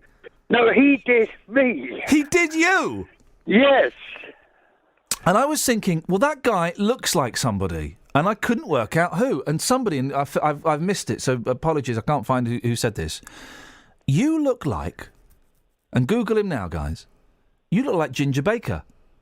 Who's Ginger Baker? Clip that, please. Who the hell is Ginger Baker? Say that again. Who the hell is Ginger Baker? It's like having a performing monkey. Ginger Baker, one of the greatest and most aggressive and most obnoxious drummers of all time. Doesn't he, Kath? He does. He looks like Ginger Baker. And excuse me. Thank you. Hang on. Thank you, whoever tweeted that. I've lost the tweet, but you're absolutely spot on. Yeah, I played the drums in the 60s, yeah. Well, you didn't play it in the band Cream, did you? No. Oh, in that case, so you're definitely not Ginger Baker. Local groups. Oh, yeah, what were they called? Highlanders, Mighteen and the Kingsmen, Brian and the Brunels. Brian and the Brunels? Justin, you there? Who was the lead singer in Brian and the Brunels? Brian. Okay, fair play. Anything else? No. All I know, I was harassed. I was minding my own business, doing my shopping. Yep. When I was harassed, pulled in front of security to have a photograph taken, insulted, Yeah. And called a scruffy git this morning type of thing. Well, here's something. And Kelly, you missed this. You're like this, Kelly. This is the first time we've exposed this on the radio. Yeah. Did you used to be a truck driver, Dave? Yeah. HCV1. No, okay. Yeah. What did you do if you needed a wee in your truck? Well, you didn't, did you? No. You get out and have a wee, would you? Well, you go on. I'm on the motorway all the time. You've got service stations, haven't you? You pull out and get out and go and have a wee, yeah? Well, down the hedge. Yeah. Us men can go and have a wee on down the hedge, Go and can't have we? a wee down the hedge. Any incidents getting, like, because getting in and out of a truck is not as easy as it looks, is it? It's easy. What? You got steps to get in and steps to get out. And do you always look where you're going when you're getting off the truck? Yeah, of course you do. Can I ask you a personal question? Yeah, go on then. Did you once climb off your truck and fall down a manhole? No. You telling me that's never happened? No. Okay. Yeah, okay. Is there any more you want to know? Well, You know what I mean? Justin. Oh, I'm crying. Oh, I'm absolutely crying. He looks like Ginger Baker. This is the reunion on Radio 4. Well, the picture was taken just a few days ago, but now they're back together for the first time since those pictures were taken. It's Justin Dealey and it's Dave from Luton. Yeah, but he harassed me yesterday. No, he I had me in front of the security and taking pictures. Oh, dear. Minding my own business. Did you want to buy my comb next time, Justin? Excuse me, says the man with zero swag. I'm not being funny, Dave, but please sort that shirt out. What an absolute state you look yesterday. You went out in public like that. Excuse me, I was, in the morning, before I saw you, I'd done a little garden, and I'm not going to wear my new shirts, am I? Well, no, maybe not in the garden, but maybe, when you actually go out in public, Dave, it was a bit of a letdown. I was thinking that maybe you turn yourself round and you bought some new clothes and the ladies were throwing themselves at you. Sadly, it was sadly it was anything but. Yeah, I said go back get Catherine and I could throw myself over her, you know what I mean? No, she doesn't want that, Dave. Yeah, she does. She told me. Yeah, she told me. Who the hell is Ginger Baker? Yeah. It was. Can I just say? It was. Thank you. It was Doug Harper on Twitter who said you look like Ginger Baker. Hey, Dave, do you want to have a little listen to this? Justin's been out on the streets to ask people if they're going to miss the Olympics now the BBC have lost it. Good. Ooh. Yeah. Well, why don't you have a little listen, Dave? And then when it finishes, we'll come back for your critique. Do you know what that means? Yes. What does it mean? Well, you want to give me my opinion? Yeah, exactly. On this package, should we do that? Yeah. Justin, sorry, are you open for criticism from Dave Luton? Absolutely, of course, yes. Introduce what we're about to hear. Okay, so the BBC have lost full rights to the Olympics. We are still going to see the Olympics on the BBC, but not as we currently know it. It's going to be going on to Eurosport in the future. Are people going to miss it? You this morning, Iain, have been disgraceful, saying that you won't miss it at all. You absolutely hate the Olympic Games, which is a sad state of affairs, I think. Yeah. So I've taken this one to the streets to see if people will miss it. Here's what happened. Will you miss the Olympics as we currently know it on the BBC? Do you care, boss? Yeah, of course, yeah. I mean, I think everybody will miss it because it's basically a national heritage, isn't it? So when you saw the Olympics 2012 on TV, did it make you feel good? Yes. Proud to be British? Yes, always.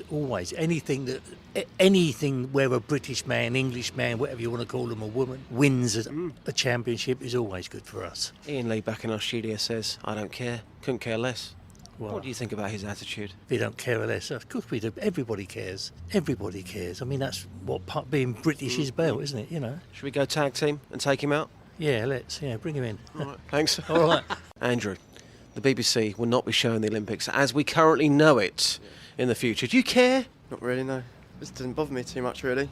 What? Our country doesn't bother you? Well, being proud to be British doesn't bother you? No, it does, but the Olympic Games is not really... I'm just not really a sporty person, to be honest, so sports don't really bother me too much. You don't even like football? No. That's just wrong. Thanks for your time. Right, cheers. So, will you miss the Olympics on the BBC in full? Yeah. More new world records being broken. What if we don't see that and people talk about it? You've missed out on something. If somebody said, you know what, I couldn't care less about the Olympic Games, absolute rubbish, would you give them a slap? I wouldn't waste my energy. Dave, your thoughts, please. Well, thank goodness the BBC have lost it. I hate it. I hate it on the television. No, that's not what I asked for. I asked for your observations, please, and your criticisms, positive and negative, of Justin's package. Load of rubbish. And he got nothing else to talk about other than the Olympics. Wow. Incredible. Harsh, mate. Harsh. Very, very harsh. But fair. Incidentally, not fair. why did Justin have to go to the Asda's twice? Oh, Okay. Justin. That's a very personal question. Oh, why did you have to go to Asda's twice, mate? Okay, because I went to buy some cigarettes. Kids don't smoke, by the way. And also, I thought to myself, okay. And I got back and I thought, I haven't got a cigarette lighter. So I walked back out to get a cigarette lighter. Is that okay for you, Dave? Is that all right? No. It was to grab me, wasn't it? At the front of Asda's. Wow, the arrogance. Pinning me down against that security man. Hang on. What? Dave, listen. Getting my mates to take photographs. Dave, listen, it's great to have you back on board. And it's nice to come back on board as well. It is. That £10 you owe us. Yeah. When are we going to get that? Nothing, never. Nothing, never. Thank you, Dave. Okay, ta-ta. Boss, I've got to tell you this. Yesterday, when I first saw Dave, I was hiding behind the bush and I was doing impressions of him. And he was looking around. He was like, "Where's that noise coming from?" And then I jumped out and I said, "Dave, lovely to see you again. By the way, where's that £10 for the T-shirt that you owe us?" And he stepped back. And let's just say that I think he needed an extra pair of underpants. But I said, "Dave, we're only joking. It's just a big joke." And he was like, "Okay, I'll try and phone him tomorrow. If I'm not dropping off my great-granddaughter, not dropping off my daughter, not dropping off the dog." He seems to drop everybody off in the morning so he can't phone us. But there's the evidence, but he's back on board. He stopped phoning because he was worried. Anyway, Twitter is now the new... Is it trending? Let's start using a hashtag, guys. Hashtag Dave Luton, please. It is trending. People are posting pictures of Ginger Baker and Dave Luton together. So so that's good. Catherine, what have you got for us? I've got a mission from Marcia in Bedford for you, Justin, should you choose to accept it. He says, can you find the dancing pizza boy? Right. In Flitwick yesterday, there are about 15 young people as human pizza boards spread across the town, most looking quite bored, but there was one opposite the petrol station with his earphones on, dancing really happily. He was a teenager and cheered Marcia up at 8:30 a.m, full of energy. The others are there today, but the dancing boy is missing. Too keen. Please, Justin, find and bring back dancing pizza boy and tell the shop to double his pay. Well, I'll tell you about this. How about we try and track him down, and on Friday, as is a kind of a weekend sort of vibe type thing, how about we find him, and I go dancing on the streets for the programme. We can record that. Beautiful. We can get listeners down with us as well. How does that sound? That sounds like a plan. Yeah, excellent. I just want to hear this again. I've done a little garden. Oh dear, oh dear. Oh dear. Yeah, you're telling me. Justin, speak to you later, mate. Take it easy. Ta-ta. I don't like these. Well, I've already posted the video. Kelly, did you see the video I posted of the pink guy? Yeah, I found him. I'll send you the video of him. I felt bad. I don't like these people that dance in the street selling food. It makes me... It's like the Spider-Man works near us. He's advertising a car wash. The Spider-Man. He'll be out in this weather as well. The Spider-Man. Does he dance or just web? The Spider-Man dances. The Batman don't dance. He wouldn't. No, the Batman don't dance. Too dark. There's an Iron Man as well. There's an Iron Man who I think sells pizzas. I mean, these. I thought the Iron Man was a billionaire. That's how he manages to afford the Iron Man suit. It's as if there's no crime anymore. Yeah. They're messing about with pizzas. It's a shame, isn't it? It's a shame. Well, we managed to stagger to the end of this yet another radio show. If you want to get the podcast from last week that got lost because Kelly weren't here has been found again. It was floating around the internet. It was knocking at Scott Mill's door. Well, he's going to tear that apart and use it mercilessly. Never mind. It's been found. So if you go to iTunes and type in Iain Lee, it pops up now. Travel news for beds, cards and bugs. BBC Three Counties Radio. Well, really slow on the A509 heading down from Newport Pagnell, passing Newport Pagnell towards Milton Keynes. It's been slow for some time, and we found out the reason why. A lorry's broken down on the Tickford roundabout. Queues from Chichley, our speed sensors confirming. The routes into Bedford really slow, including the A6, both north and southbound because of the works on Paula Radcliffe Way. Also very busy from Bridgend into Bedford. Southbound M1, by the way, passing Toddington Services, still very slow on the sensors. And a check on the M25 anti-clockwise is heavy down towards junction 16 for the M40. Trains, Metropolitan line possible delays in London because of a faulty train earlier. James Worley, BBC, Three Counties Radio. James, thank you very much indeed. Right, that's it. That's your lot. Go to iTunes, type in Iain Lee. And the podcast will pop up. JVS is up next until tomorrow at 6 from us. Ta-ta. Local and vocal across beds, hearts and bucks. This is BBC Three Counties Radio. Thank you, Iain. Good morning. Welcome to the JVS show. I'm Jonathan Vernon-Smith. It's Tuesday. It's 9 o'clock, and on today's Big Phone In, is it ever okay to park in a disabled bay if you're not disabled? A 17-year-old from Dunstable has received criticism on Facebook after parking his scooter in a disabled bay.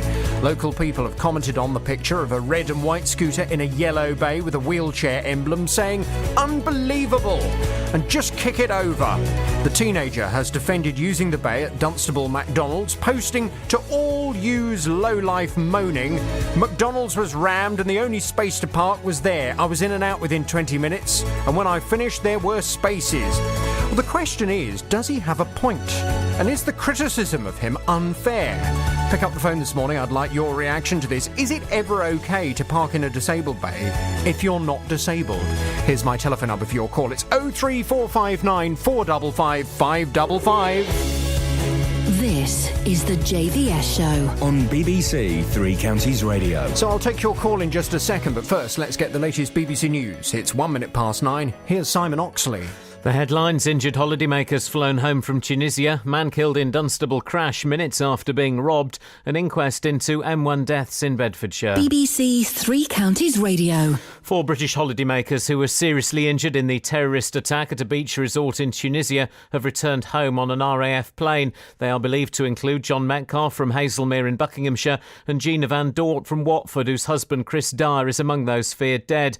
About 30 Britons were killed in Friday's shootings. 18 have been formally identified. Colin Sutton is a former Detective Chief Inspector with the Metropolitan Police. We need to provide information for the coroner. All these people, unfortunately, that were killed, there will be inquests, and so we need to make sure the information's there for that. But also, there's an opportunity, of course, to keep us safe in the future. We can see what we can learn from this, what intelligence we can gather, how this attack was planned, how it took place, so we can go forward and make ourselves safer both at home and abroad. Police say a man who died after his car hit a wall in Dunstable yesterday had been robbed minutes beforehand. They're trying to identify 2 women who carried out the theft.